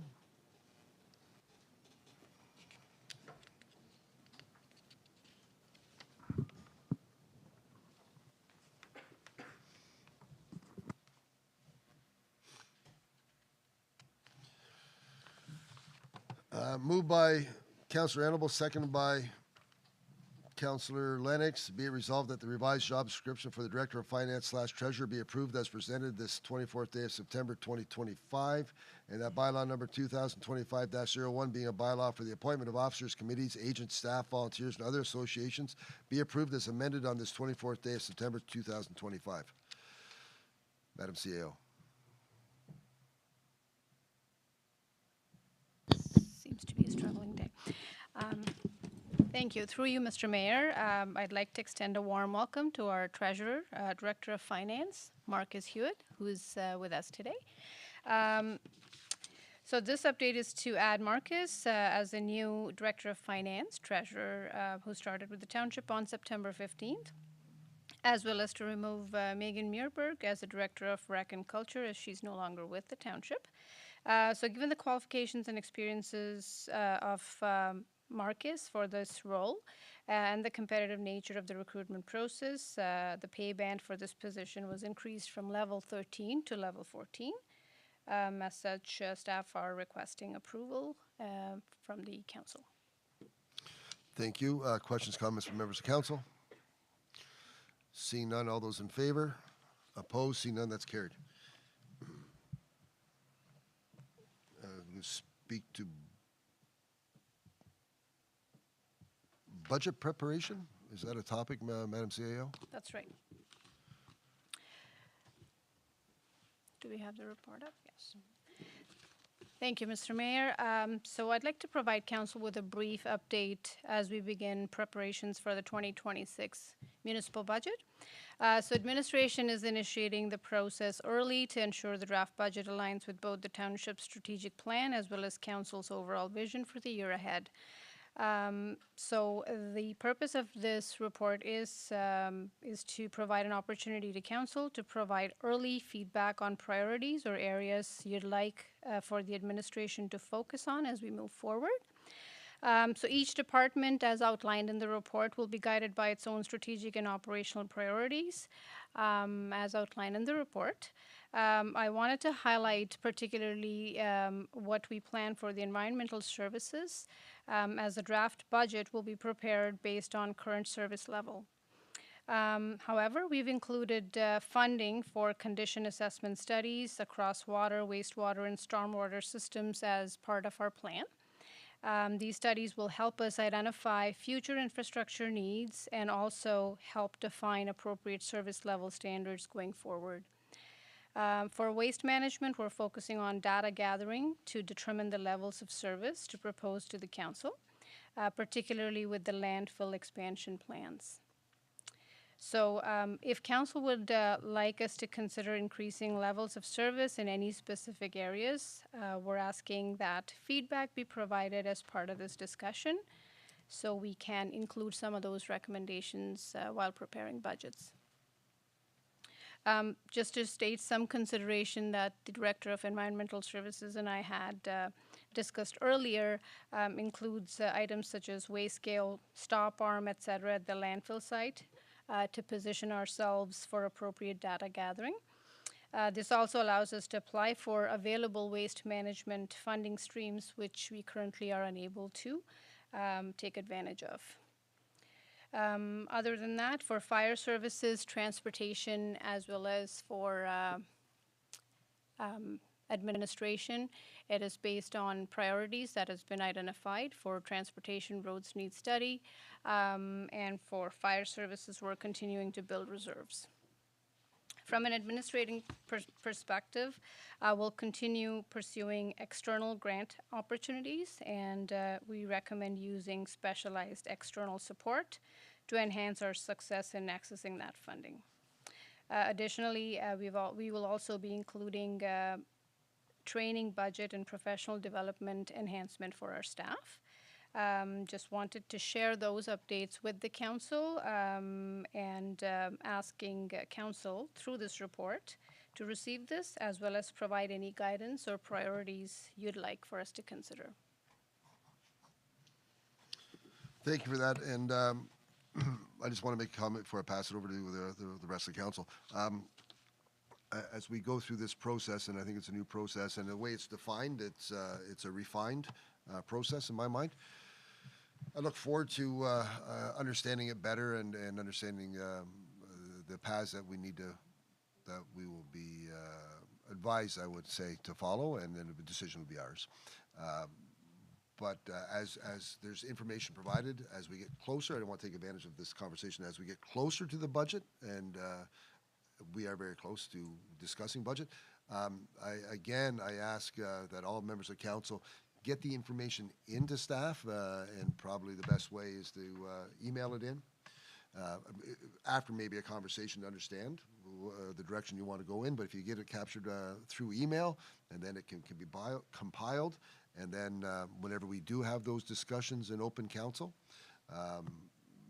we all have had an opportunity to digest and distill each other's thoughts. I know in the past we make efforts to do that, and then sometimes we have things proposed in the midst of the meeting, and our focus might not be concentrated enough to make a good decision on someone's good thought that's been they've had an opportunity to think about for days. So I want all of us to have the opportunity to fully understand each other's thoughts, and I think if we submit that in a proper fashion, it's distributed to us in a fashion, and then we'll have a chance to have a good discussion during the budget deliberations. Questions, comments, thoughts? Deputy Mayor. I have a thought. Where you write engage specialized external expertise, I am so much in favor of that. The mayor and I, and mostly the mayor, we've done delegations, we've presented. I mean, the staff have prepared amazing packages with reasons why we need funding, logical, and yet we're turned down every time. I mean, I always walk out of there so cynical because we need the money, and yet for some reason the people around us get funding. And I just clicked my phone in here because I did a screenshot which I sent to the mayor either yesterday or this morning, I can't remember, because here we always get turned down. This here came on the news yesterday that Russell is getting $10 million for the new recreation center that's going to have 3 arenas, an indoor Olympic pool, etc. The City of Clarence Rockland will receive $360,700 for HVAC system. Hawkesbury is going to get $866,000 to replace the roof on their sports complex. I mean, how many times have we asked help to replace roofs for our arenas? Nation, the municipality of Nation, is also going to get $962,000 to rehabilitate their arena. And I don't know why, Mr. Mayor, but we're always left behind. And maybe we do need professional expertise to help us somehow get some financing. And I'll tackle that one, and then I'll continue asking questions or comments from council. Yeah, I agree wholeheartedly. We need to invest in ensuring that the good information provided by staff, essentially a lobbyist that's going to work on our behalf to secure funding, is needed, and that is to the best. Whenever I have conversations with those from outside, they do talk highly about the external people they have supporting their contention. It's an investment as you've outlined, high levels of lots of payback from the investment that they're making to advocate for themselves. So that'd be one of the new thoughts that we're going to have. And again, as I talk about, we need to have that a more fulsome discussion about everyone's feelings on that investment. Anything else? Thank you for that presentation. I'm going to move to the budget amendment for training, moved by Councillor Lennox, seconded by Councillor Uhrig. Be resolved that council approve budget amendment 2025-10 in the amount of $5,000 to ensure sufficient funds are available to support upcoming corporate training initiatives this 24th day of September 2025. Madam CAO. Thank you. Through you, Mr. Mayor. So when the original budget was developed, some key training needs weren't fully identified, particularly due to staffing changes throughout the year. While we've managed to cover some unplanned training, including professional development for my role, it has reduced our ability to accommodate other opportunities that we want to do this year, which this particular training is also unplanned, but we see there will be appreciation for this at this juncture. So to address this, we're proposing an in-person personality dimensions workshop for all of our full-time staff, including field staff, as it aligns with township strategic and operational goals of staff engagement and staff satisfaction. So this training focuses on team building, communication, collaboration, especially important as we integrate new staff into leadership roles, as well as new field staff. So as you can see in the attached document, it's a team building tool that helps individuals better understand themselves and others by identifying their personality temperament. This training also includes short online assessment that looks at how they approach work, relationships, and communication. In this regard, we are focusing on work-related communication relationship. However, it is very transferable in general for mental health and well-being of staff members as well. So this result is a personalized color spectrum that highlights their dominant style. So individuals are aware of their communication patterns and styles, which is particularly helpful in a diverse workplace such as ours. So to move ahead, we're requesting a budget amendment to provide additional training funds in 2025. The funds are available in general reserves as per the addendum to budget resolution on the screen. This investment will help us continue building a strong collaborative workplace culture with most of our key positions currently filled and the new leadership roles in the rec department that we plan to fill in the next few weeks. Thank you. Questions, comments? Councillor Lennox. Yeah, I support this Myers-Briggs thing, INJT, whatever. So it's pretty intuitive, well thought out. For the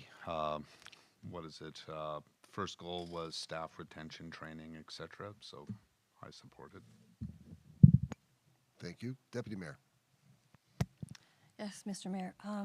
Whenever I read this part of the package, I thought it was a really good idea. As a matter of fact, I thought maybe I should be joining this. So I definitely support this. It's only $5,000, and you know, the staff here all working with each other. They all have different personalities, and you know, I think it would be a good thing for them to understand how different personalities think. Because definitely, you all know that I think differently than most of the people here. What? Yeah. So that's why I think I need the course. Anyways, I fully support it. Thank you. Further questions, comments? Councillor Uhrig.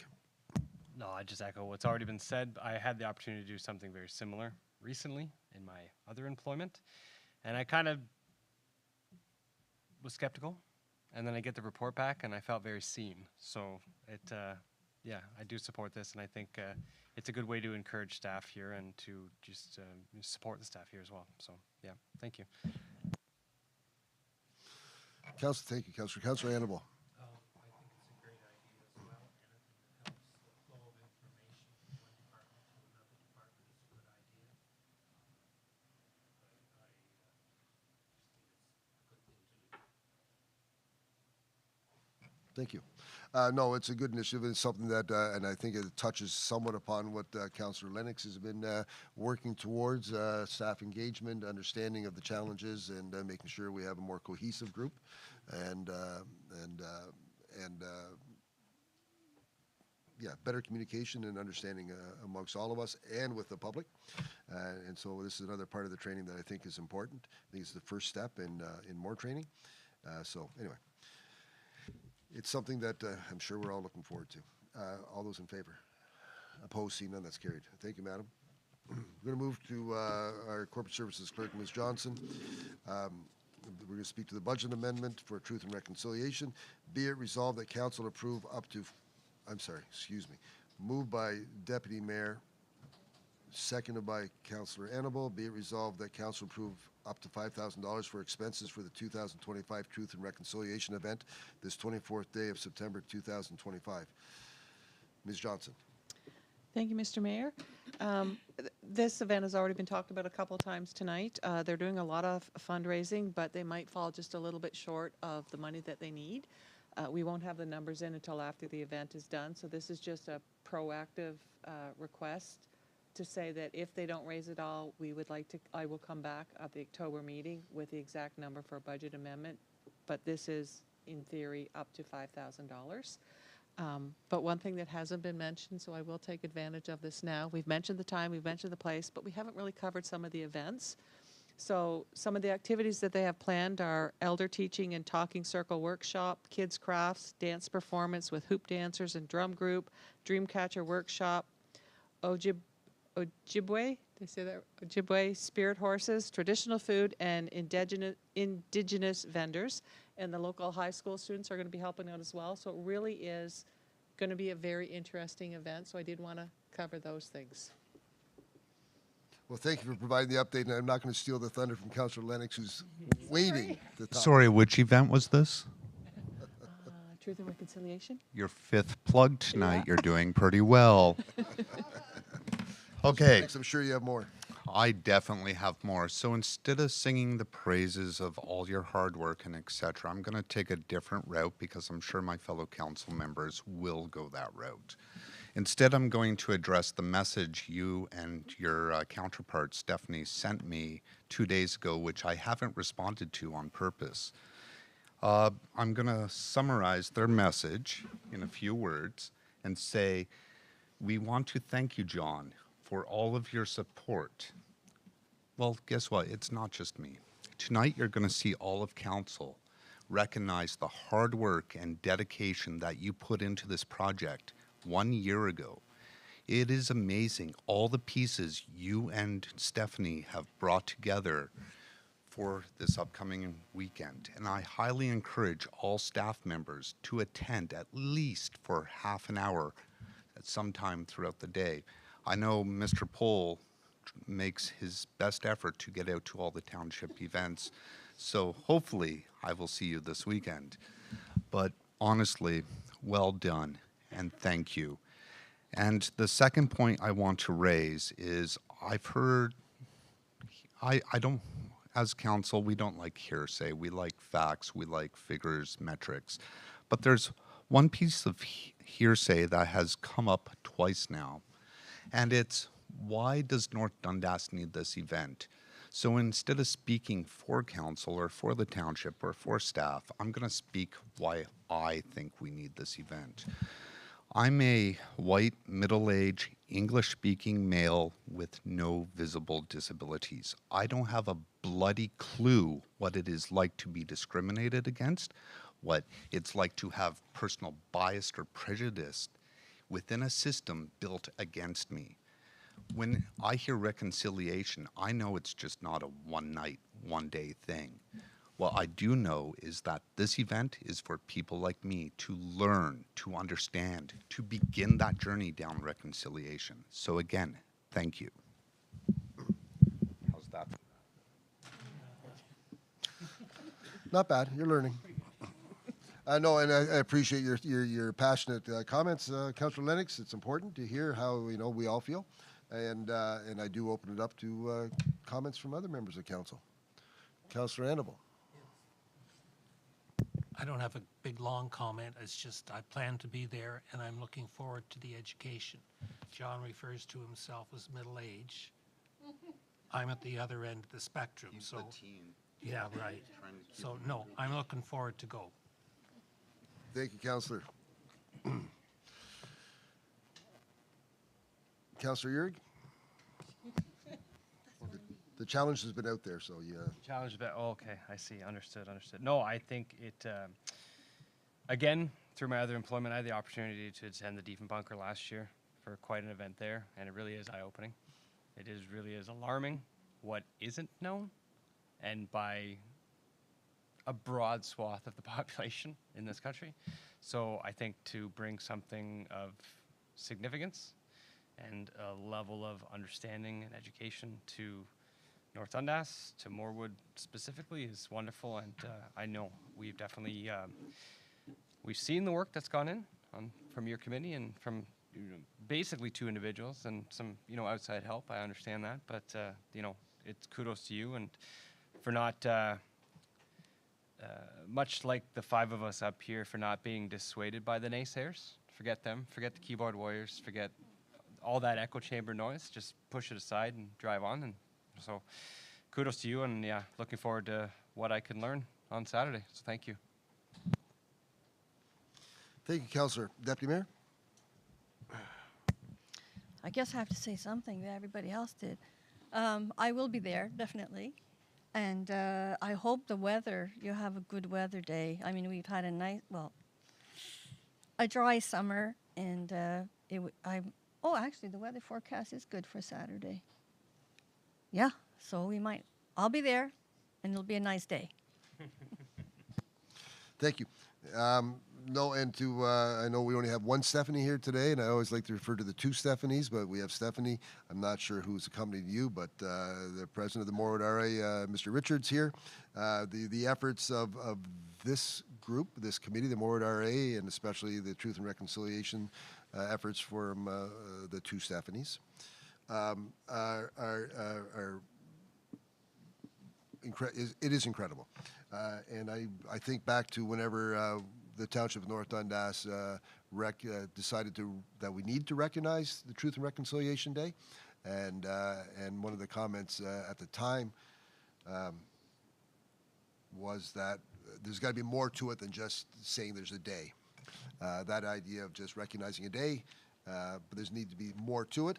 And this is more than what I envisioned we'd have in North Dundas whenever we made that decision at council that Truth and Reconciliation Day would be recognized in the Township of North Dundas.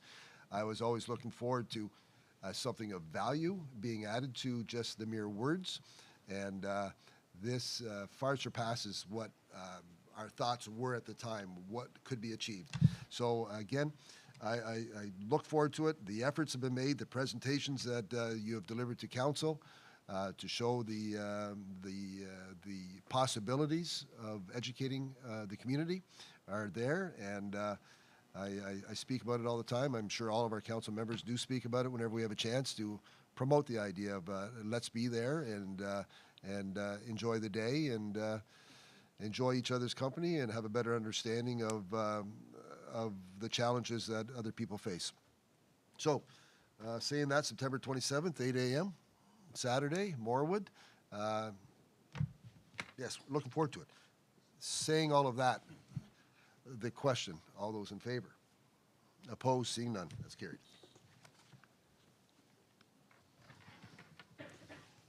Carried. Thank you. We're going to move on to the Churchville District Agricultural Society, the demolition derby request.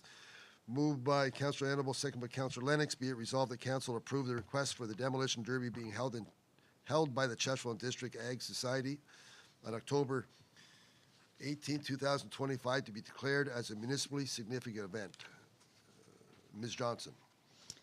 Thank you, Mr. Mayor. Late last week, the CDAS contacted me and told me that they're looking to have a demolition derby and that they want it to be declared municipally significant, and they need council to approve that. This is not something that is normally done annually, so I'm bringing it to council for approval. Apparently, it was done in 2018 or 2019. They had one of these, and it was approved then. So I'm recommending it be approved again for this year. Thank you. Questions, comments? Seeing none, all those in favor? Opposed, seeing none, that's carried.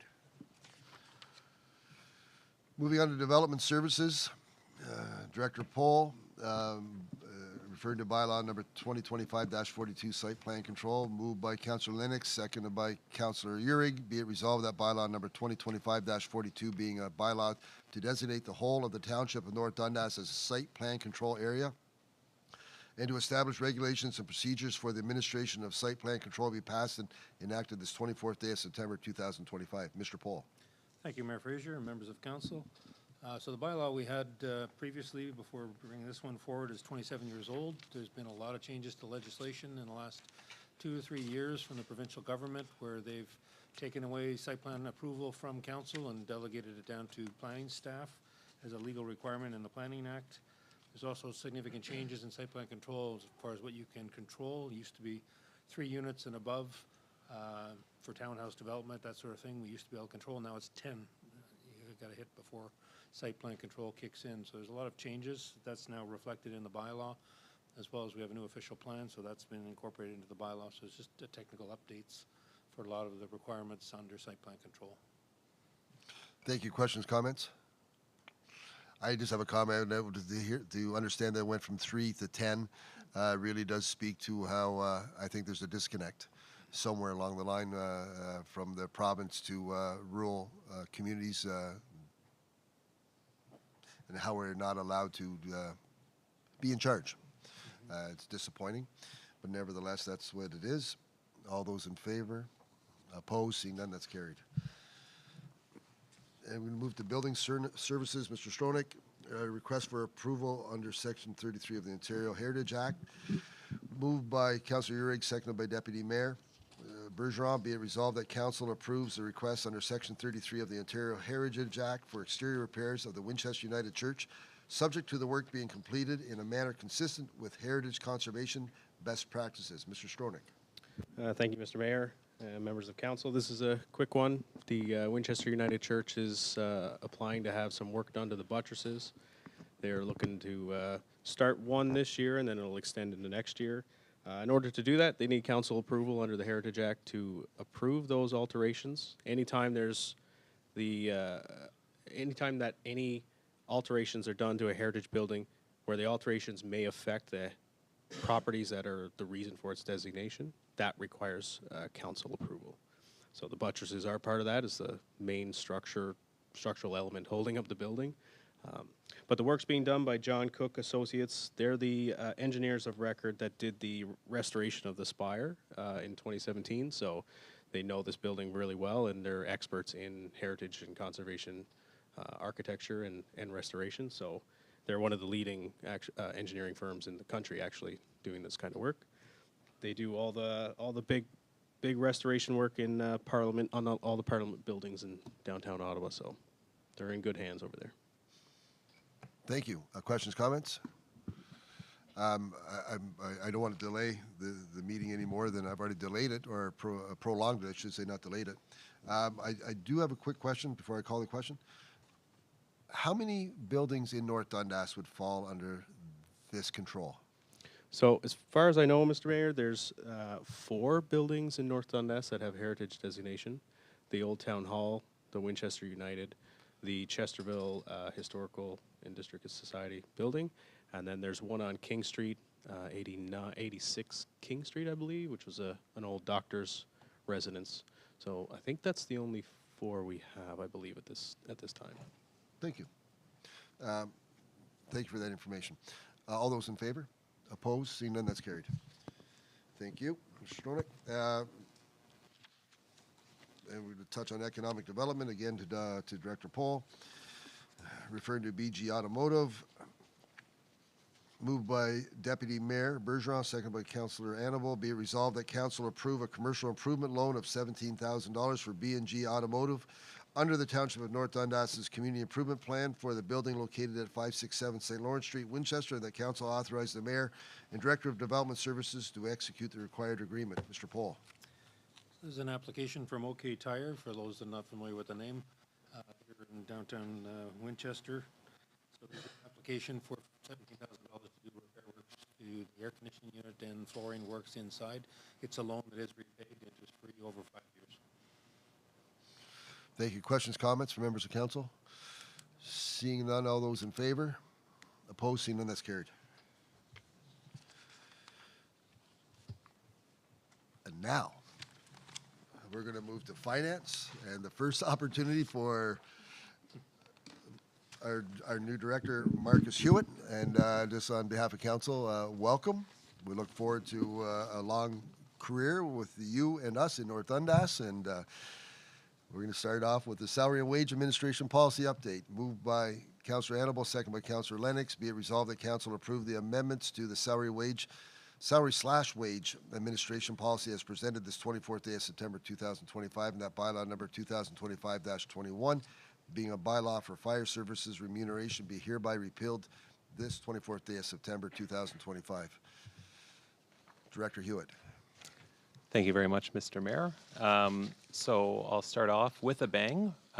This policy guides how the township manages remuneration across employee groups. And so this is an opportunity where we are consolidating previous practices to make it a lot more efficient in how we administer this within the municipality.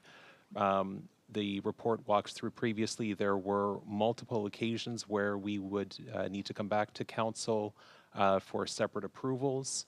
And so we are combining the part-time wage adjustments as well as fire department personnel to be part of one unified salary and wage administration policy.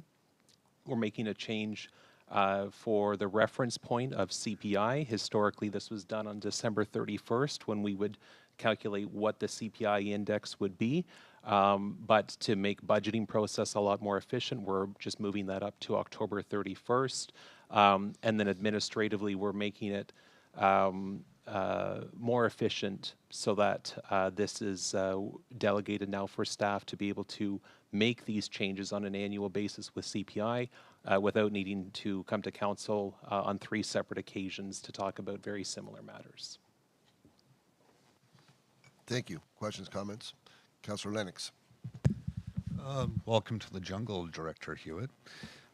Yeah, coming in with a financial bang. You're already making friends by efficiencies, and that's something this council has talked about for 2 years now. We're seeking those efficiencies to increase productivity, the return to the taxpayer. But at the same time, you're helping out your peers on your left, right, and across the room. So thank you. Further questions, comments? Seeing none, all those in favor? Opposed? Seeing none, that's carried.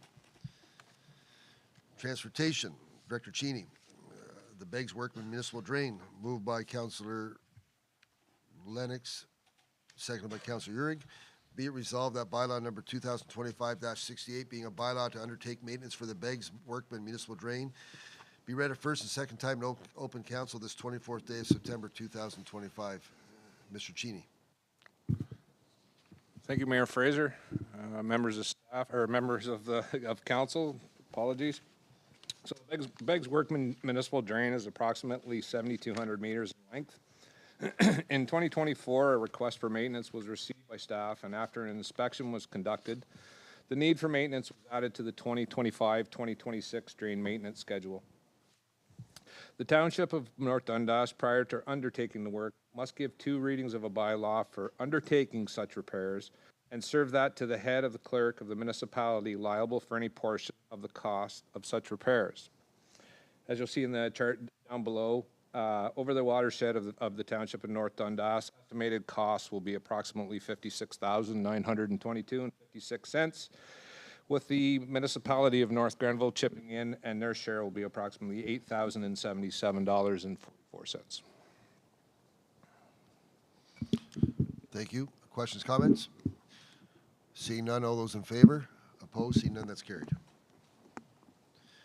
Move on to Dolly Branch, Moved by Councillor Urick, seconded by Deputy Mayor Bergeron. Be it resolved that bylaw number 2025-69, being a bylaw to repeal bylaw number 2025-32, be passed and enacted this 24th day of September 2025. Director Cheney. Thank you again, Mayor Fraser and members of council. So on April 9th of this year, council accepted a request for major improvement to the Dolly Branch number 2 municipal drain located at Part Lot 1, Concession 6 in Winchester, and passed a bylaw number 2025-32, which is attached to appoint Monica Shade of Shade Group as a drainage engineer. This work involved enclosing the section of the Dolly Branch number 2 municipal drain with a culvert of approximately 60 meters north of Dolly Drive in Winchester, northerly for 59 meters. Subsequently, staff received written notice on August 16th of this year from the landowner that they wish to officially revoke the request for a major improvement to the Dolly Branch number 2 municipal drain, as the proposed development of the land will not be moving forward. Thank you. Questions, comments from members of council? Seeing none, all those in favor? Opposed? Seeing none, that's carried.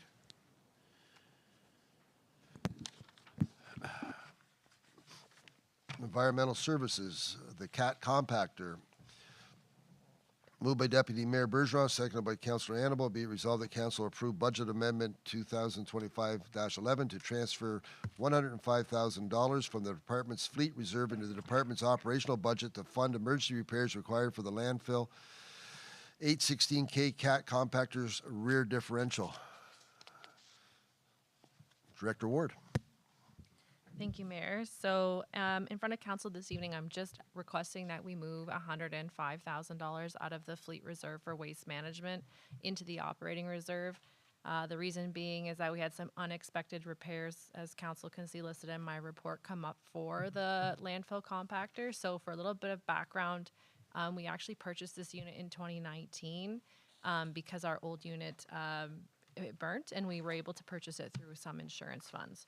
So the 5-year warranty, which council also purchased at that time, actually expired in November of 2024. So the work that was done this year, unfortunately, wasn't covered as part of that warranty. So you can see the listing below, the largest impact being the most recent of the rear differential. So that's why I'm requesting that we transfer the funds out of the fleet reserve for waste management. There would be no impact to the tax rate. However, in 2026, we will be coming back to council to ask for the replenishment of that reserve to replace truck 45, which is a collection truck that we utilize. If you have any questions, I'd be happy to answer them. Thank you. Questions, comments, Deputy Mayor. Thank you, Mr. Mayor. Okay, I have a question in that I've been operating farm equipment for many years, and you always have your ear in tune to hear if there's a different sound or something that doesn't sound right. So I would just like you to clarify what happened between someone hearing a grinding while driving to complete non-movement of the rear end. If you could just elaborate on what occurred in that time period, please. Yeah, so in August of 2025, when that machine started having significant issues, there was a issue previous to which triggers an alarm in the actual compactor, and it's due to brake pressure. So it's a fairly significantly loud alarm that buzzes the entire time you're driving it. And Kat, the owner of the manufacturer of the machine and also our maintenance technician for this particular piece of equipment, did come out and evaluate it and said that the only issue was the brake, which council will note we fixed, and they said that it wasn't an issue and to continue to drive it. So staff can hear somewhat, but over that buzzer, it is quite loud. It's hard to hear that grinding. So once they noticed that there was actually some issues with the machine operationally, they stopped use. However, at that point, there was significant damage to the rear differential because it just stopped, the rear end stopped working.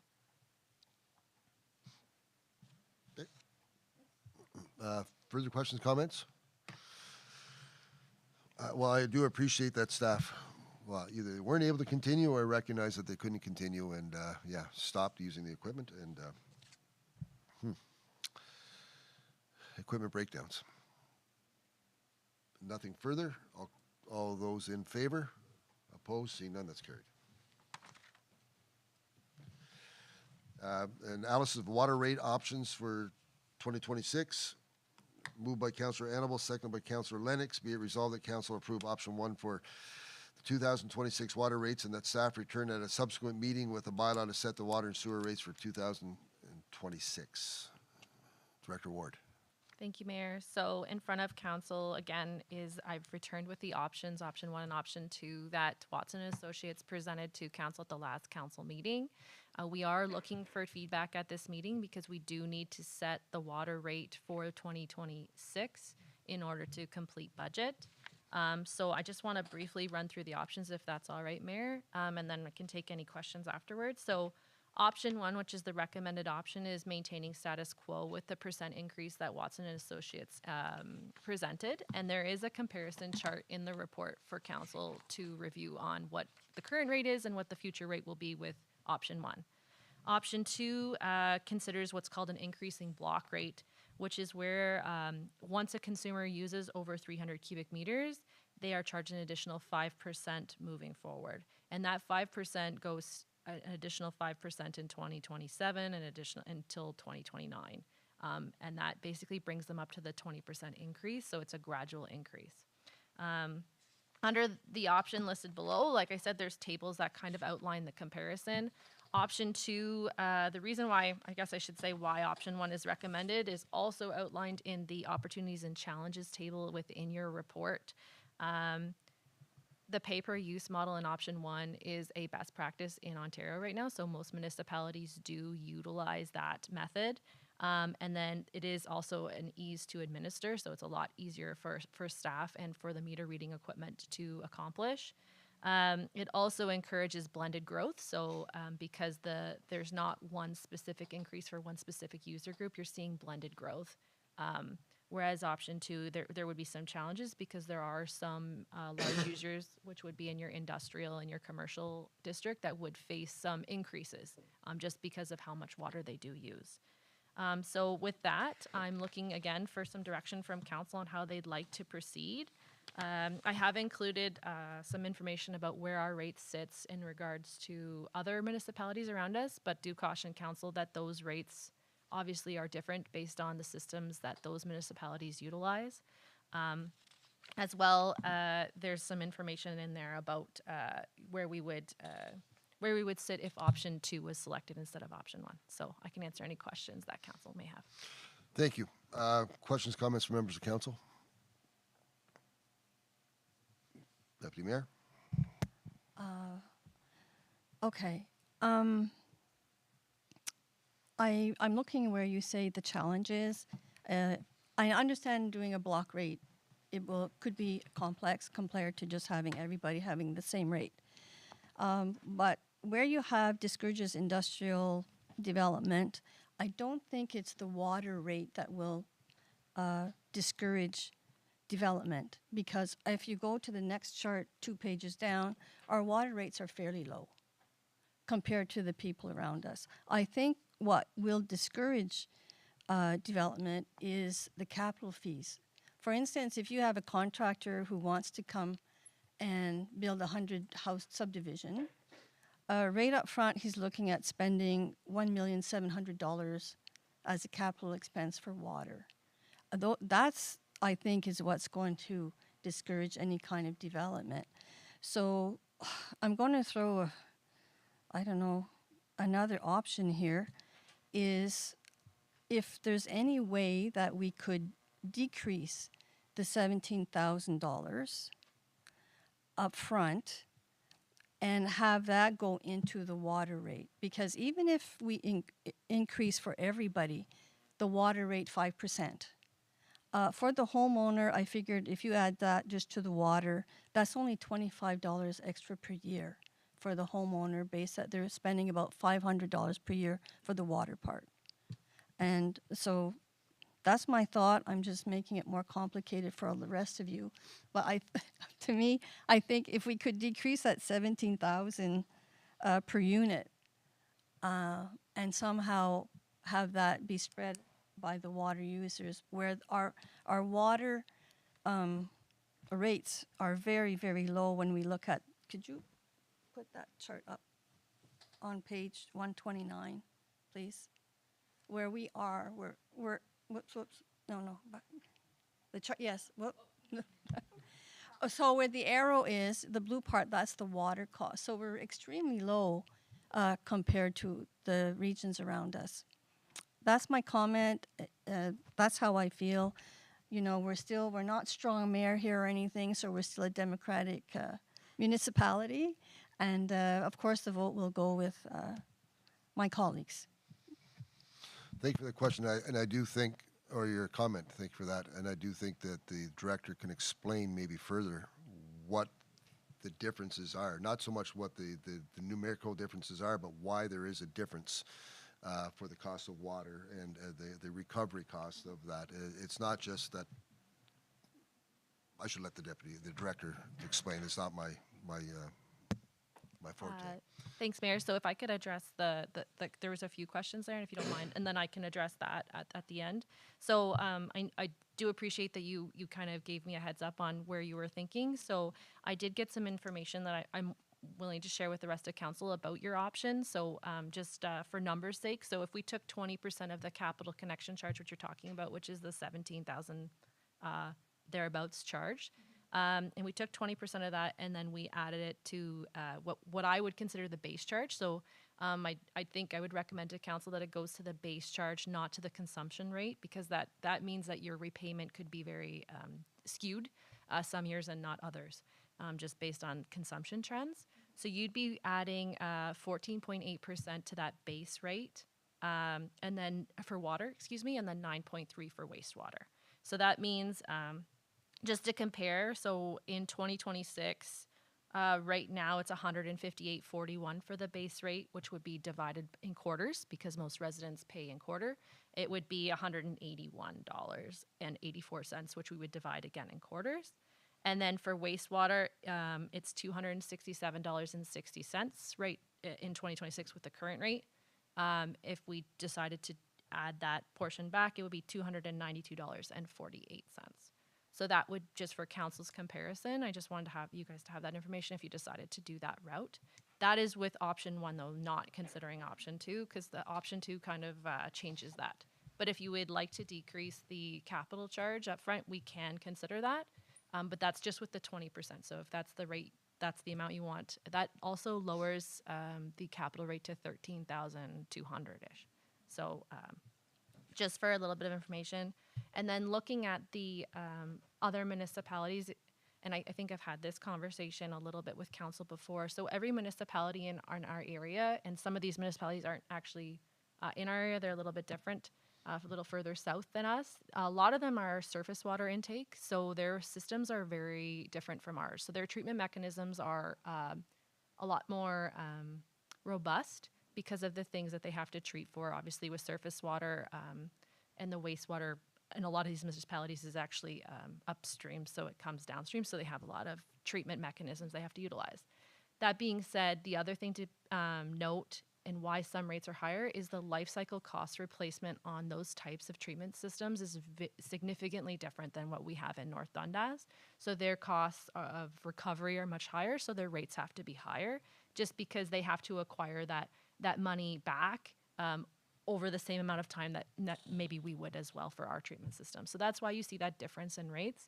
It's very hard to do a cost comparison. I would say from an operational perspective, the closest partner or municipality that does a similar operation to us, again, everyone has different number of connections, everyone has a different life cycle replacement, and everyone has a different level of service, which council sets, is North Stormont, which I believe they are not too far away from us, but again, their connections are significantly less than ours, so our rate should be lower because we have more connections than they do.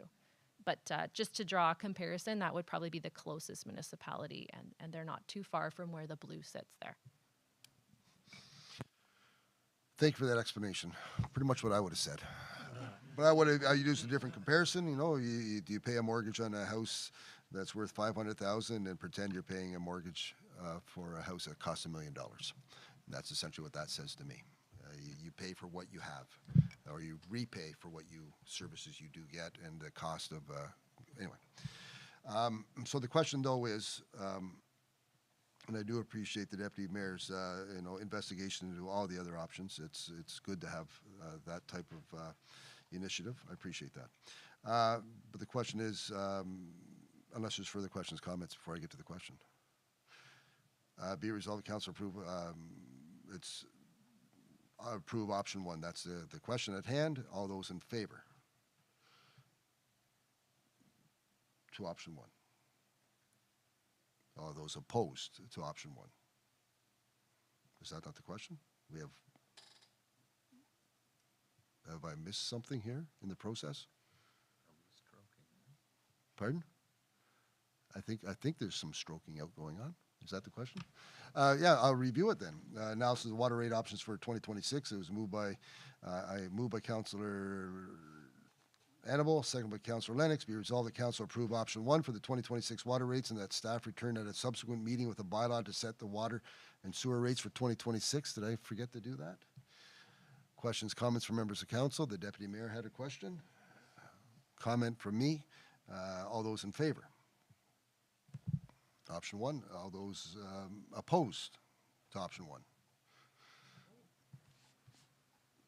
Well, I'm in favor of option 1, so I get to split the vote. Thank you. It's carried.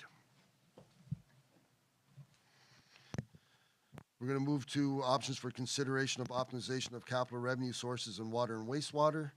Moved by Councillor Lennox, second by Councillor Uhrig. Be it resolved that council directs staff to return with the recommended options 1 and 3 identified in the report for review and future implementation, and that council directs staff to include an additional $150,000 in the 2026 water and sewer budget for the installation of the flow meter and control valve. Director Ward.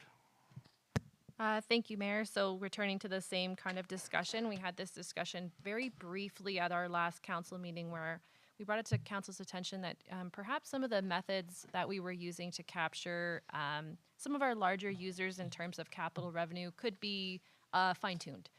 So looking at that, we've come back to council with some options that I'm looking for council to discuss if you would like to see us implement.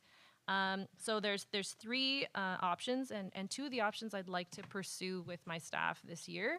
And the third option I'd like to just defer till 2026 when we discuss budget and implement it when we have the funds that we would need to do that.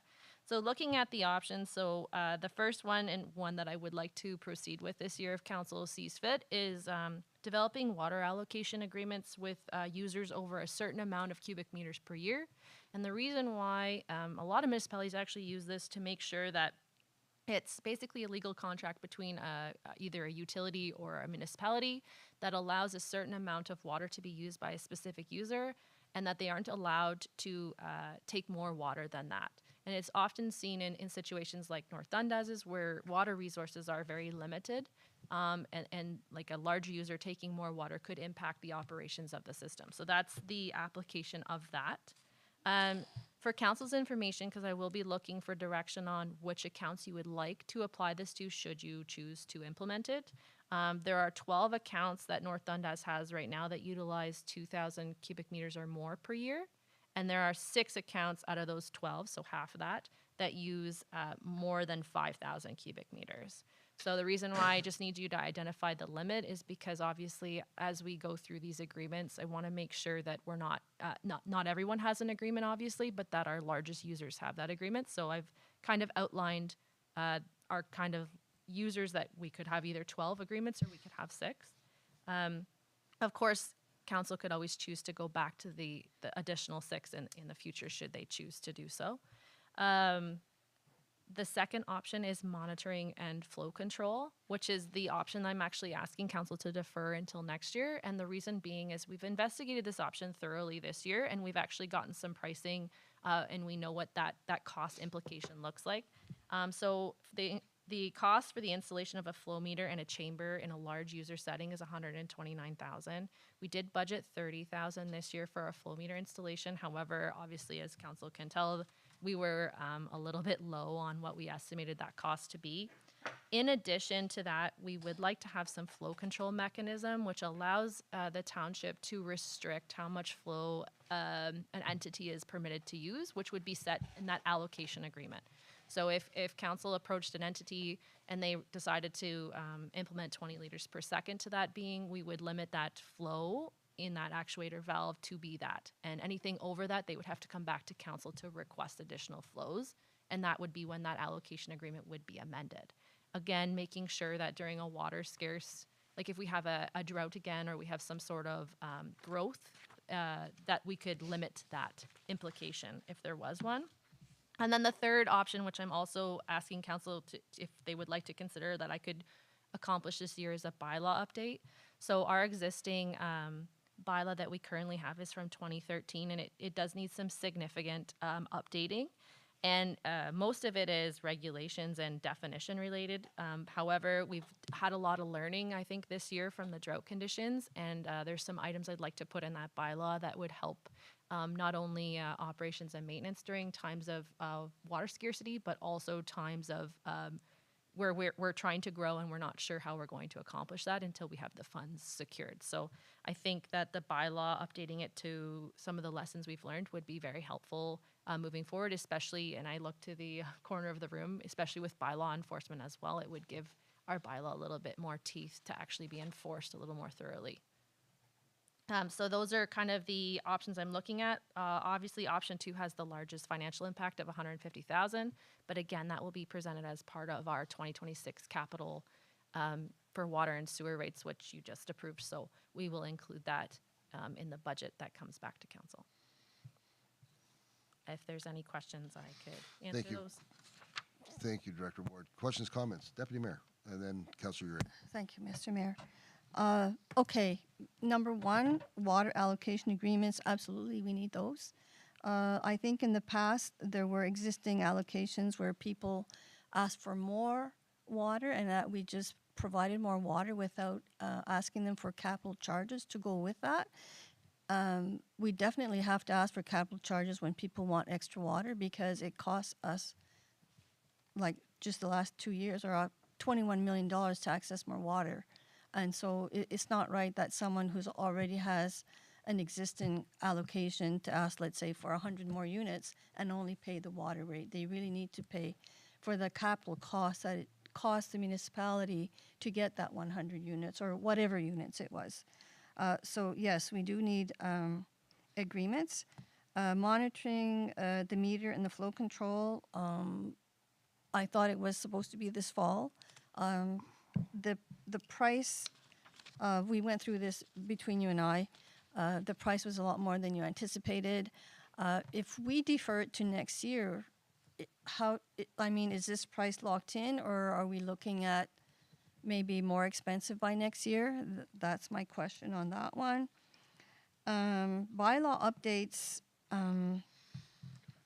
I don't know what the bylaw is. I will admit I don't know what the bylaw is for that, but my question, I was wondering if in that bylaw there's any system of fines for someone who illegally bypasses water or someone who illegally tries to hook into the sanitary sewer system to avoid fees. Are there fines already in the bylaw? And if so, they would have to be reviewed and increased. Thank you. So through you, Mayor. So you're correct. So I'll start with your first question, which was in relation to with the cost increase for option 2. So we did go out for a request for quotation. So the likelihood is it would increase by, I would assume a CPI at least. However, if we can tell them that we're going to do the work early spring, we may be able to lock in a rate with them. We haven't had those discussions yet. I kind of wanted to see where council wanted to go this evening. But that's definitely a discussion we can have to try and lock in that work. The flow meter and the flow actuator, those won't change. We've actually already purchased the flow meter with the money that council gave us in 2025. So that is secured. It's the actuator, but I can't predict if that'll increase or not, but it is something that's readily available. So I don't imagine that the costs will increase that much. But the actual installation of both of them in a physical structure, that's the cost that kind of changes, but I can obviously bring that back as part of budget discussions. And then with regards to the system of fines, so that bylaw does have some fines associated with it, but again, since it was in 2013, it does need to be reviewed. They're relatively low. If we look at our sewer use bylaw, which is something that was updated more recently, I believe in 2019, it has more substantial fines associated with it. So we could look at matching those. And then I would work with the supervisor of bylaw to make sure that those are enforceable and also that it's of ease to actually pursue those fines and it's not a headache. Further questions? Oh, yes, Councillor Urick. Yeah, no, I appreciate it, Director Ward. I'm in favor of this as presented tonight. We absolutely, to the Deputy Mayor's point, just need to get a better handle, I believe, on these water allocation agreements and just kind of set a better standard than maybe what's been set in the past. And then, you know, just in terms of the situation we continue to go through as a municipality, but, you know, with various discoveries made throughout this situation, I do think giving some more teeth in terms of bylaw is absolutely paramount. And then in terms of that monitoring and flow control, I would enjoy having that conversation further coming up in the next budget year, but it's definitely something we need to target, and I think as a council, something we need to definitely give strong consideration to. I understand it's a significant increase, but the situation we're currently in, and let's be honest, we're gonna see this again. Like, this is not a one-time thing. This is going to be a continued thing, and water has been a constant issue in this municipality, and it's going to be no matter the efforts put in, and the perhaps pipe dreams we may have when it comes to how we get more. This is something to be very cognizant of as a council. Thank you. Further?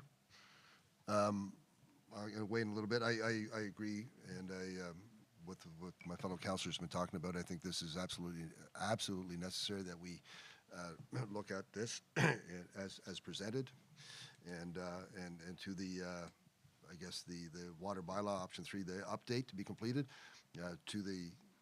just to echo that and the comments from the Deputy Mayor and Councillor Urick.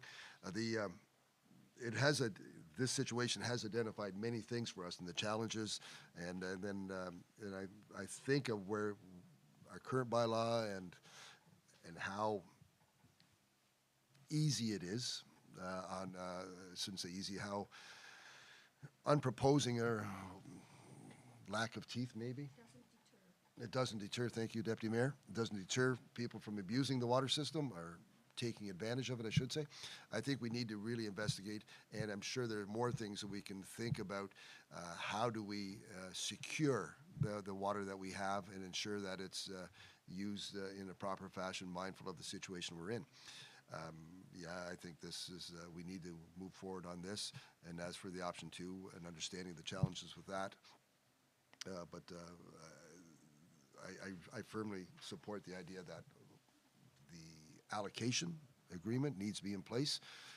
Everyone needs to have a good understanding of the challenges and what the expectations are. And I think that would be addressed by option 1. And then the bylaw update would satisfy, I think, our needs and more things to be investigated because of what this is the new norm. I think you're sort of suggesting, Councillor Urick. I think this will be the new norm until other sources of water are discovered or brought to North Dundas. So, yeah, 1 and 3. All those in favor? Opposed? Seeing none, that's carried.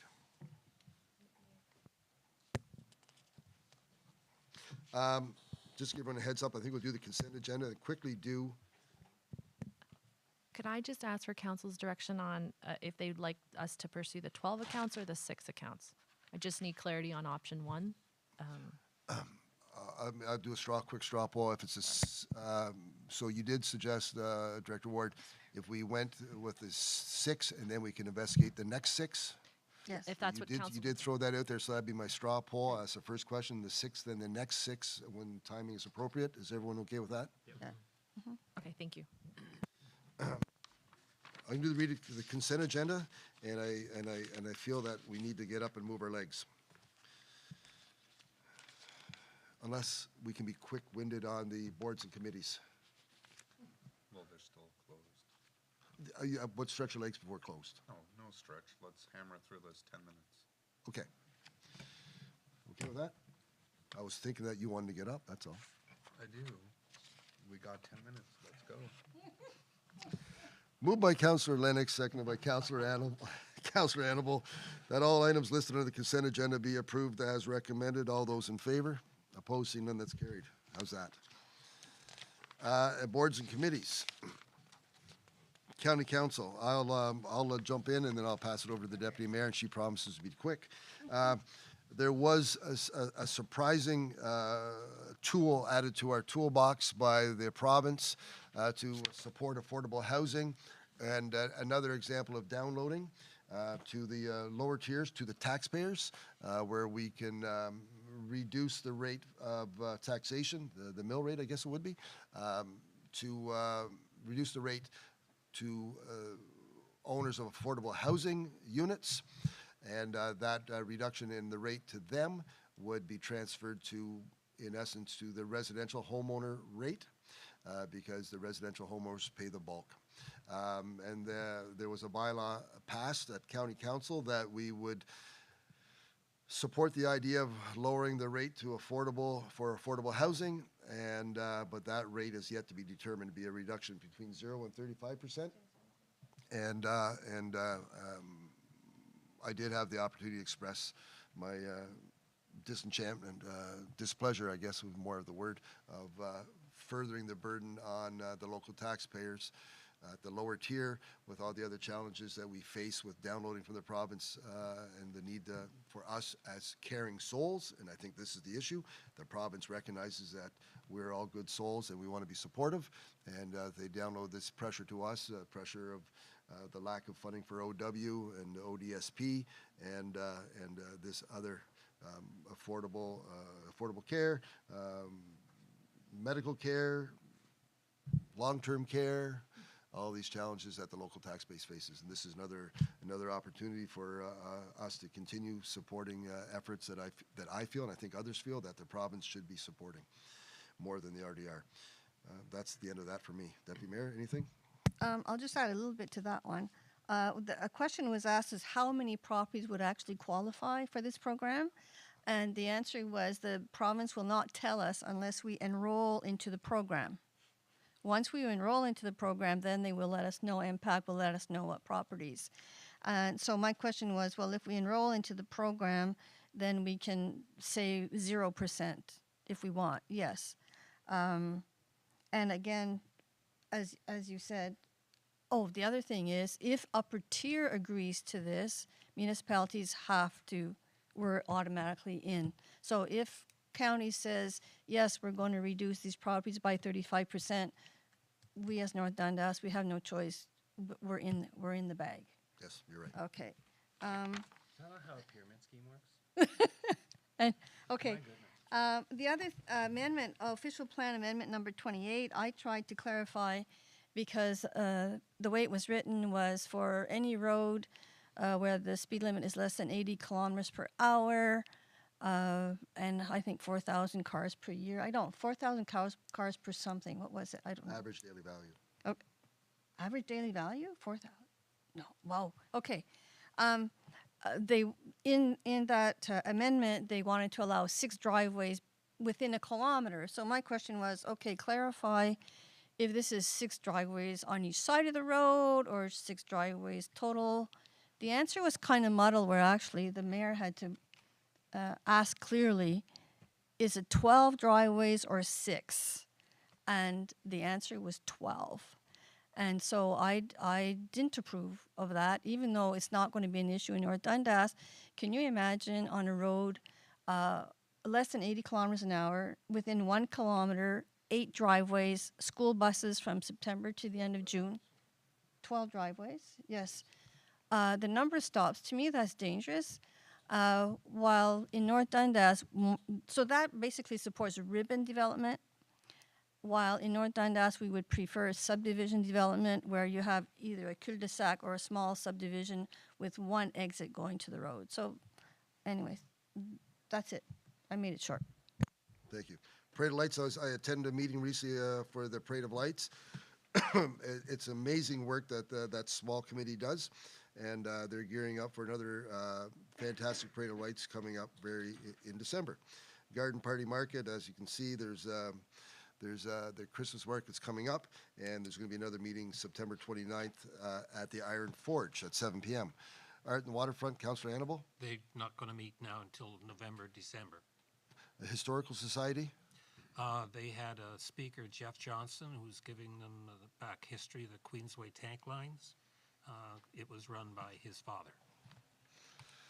And check to the CDHS. There's an upcoming event. I believe it's, I have to open my calendar up. October 19th. I should have had it open. Is October 19th a Saturday? Sunday, I should say. Sunday, October 19th in Chesterville. There's an historic walk that the CDHS is presenting, and it's called Voices from the Past, 2 p.m. in Chesterville, starting at the Historical Society, October 19th. The Green Action Gang, Councillor Lennox. Chesterville's looking beautiful, lots of nice flowers. However, the clerk and I are having issues trying to get minutes or correspondence from the group. And with the recent developments in Hallville and Increment and looking at different classifications of volunteer organizations within the township, I think consideration should be given for the Chesterville Green Action Gang to fall into the middle column of strictly volunteers, because that's more or less how they operate, and it may be more beneficial to this group to operate that way, considering the procedural submitting of minutes and etc. is becoming a burden. Thank you. Thank you for that. Any update at all about Dairy Fest, Deputy Mayor? Downtown Winchester, either one? Nothing. I think we've already talked with more at our 8. You wanted to talk? Yeah, September 27th, 8 till 5 at 19 Main Street, Marwood. I don't know the road. North Russell Road. North Russell Road. Be there or be square. In the package, you can read about the minutes. Next meeting is October 9th at 6 p.m. Thank you. And that concludes that. Council comments. I've already expressed my thoughts on the bog fire. Anything else? And we're going to move to in camera. Moved by Deputy Mayor Bergeron, seconded by Councillor Annabelle. Be it resolved that council proceed to closed session at 7:01 p.m. pursuant to the Municipal Act 2001, Section 2392C, acquisition or disposition of land, and Section 2392K, plans and instructions for negotiations specifically related to a municipal land purchase, and Section 2392D, labor relations or employee negotiations, specifically the facilities manager position. All those in favor? Opposed? See none, that's carried.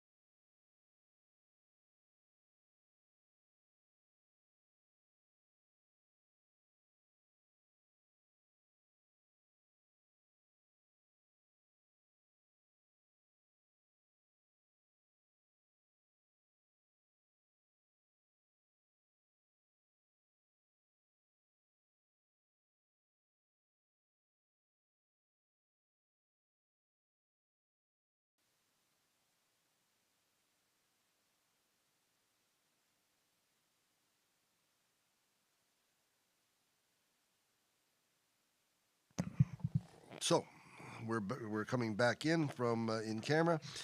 Moved by Councillor Annabelle, seconded by Councillor Bergeron. Be it resolved that council return to open session at 7:23 p.m. All those in favor? Opposed? Seeing none, that's carried.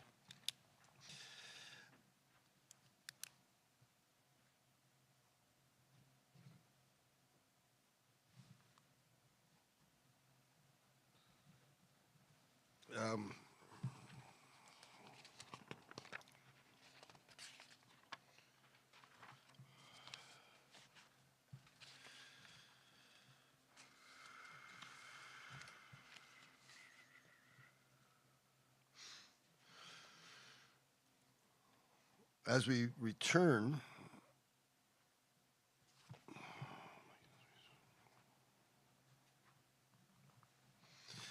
to open session, the discussion topics were pursuant to Section 2329 of the Municipal Act 2001, Section 2392C, acquisition and disposition of land, and Section 2392K, plans and instructions for negotiations, specifically municipal land purchase, Section 2392D, labor relations or employee negotiations, specifically the facilities manager's position. Moved by Councillor Urick, seconded by Deputy Mayor Bergeron. Be it resolved that staff proceed as directed during closed session. All those in favor? Opposed? Seeing none, that's carried. Be it resolved that the agenda be amended to defer item number 7 to the next meeting. Moved by Councillor Annabelle, seconded by Councillor Urick. All those in favor? Okay. And we move to adjournment. Moved by Councillor Annabelle, seconded by Deputy Mayor Bergeron. Be it resolved that council adjourn at 7:25 p.m. to the call of the chair. All those in favor? Opposed? Seeing none, that's carried. Ladies and gentlemen, thank you very much for paying attention to this long council meeting. And until next time, take care.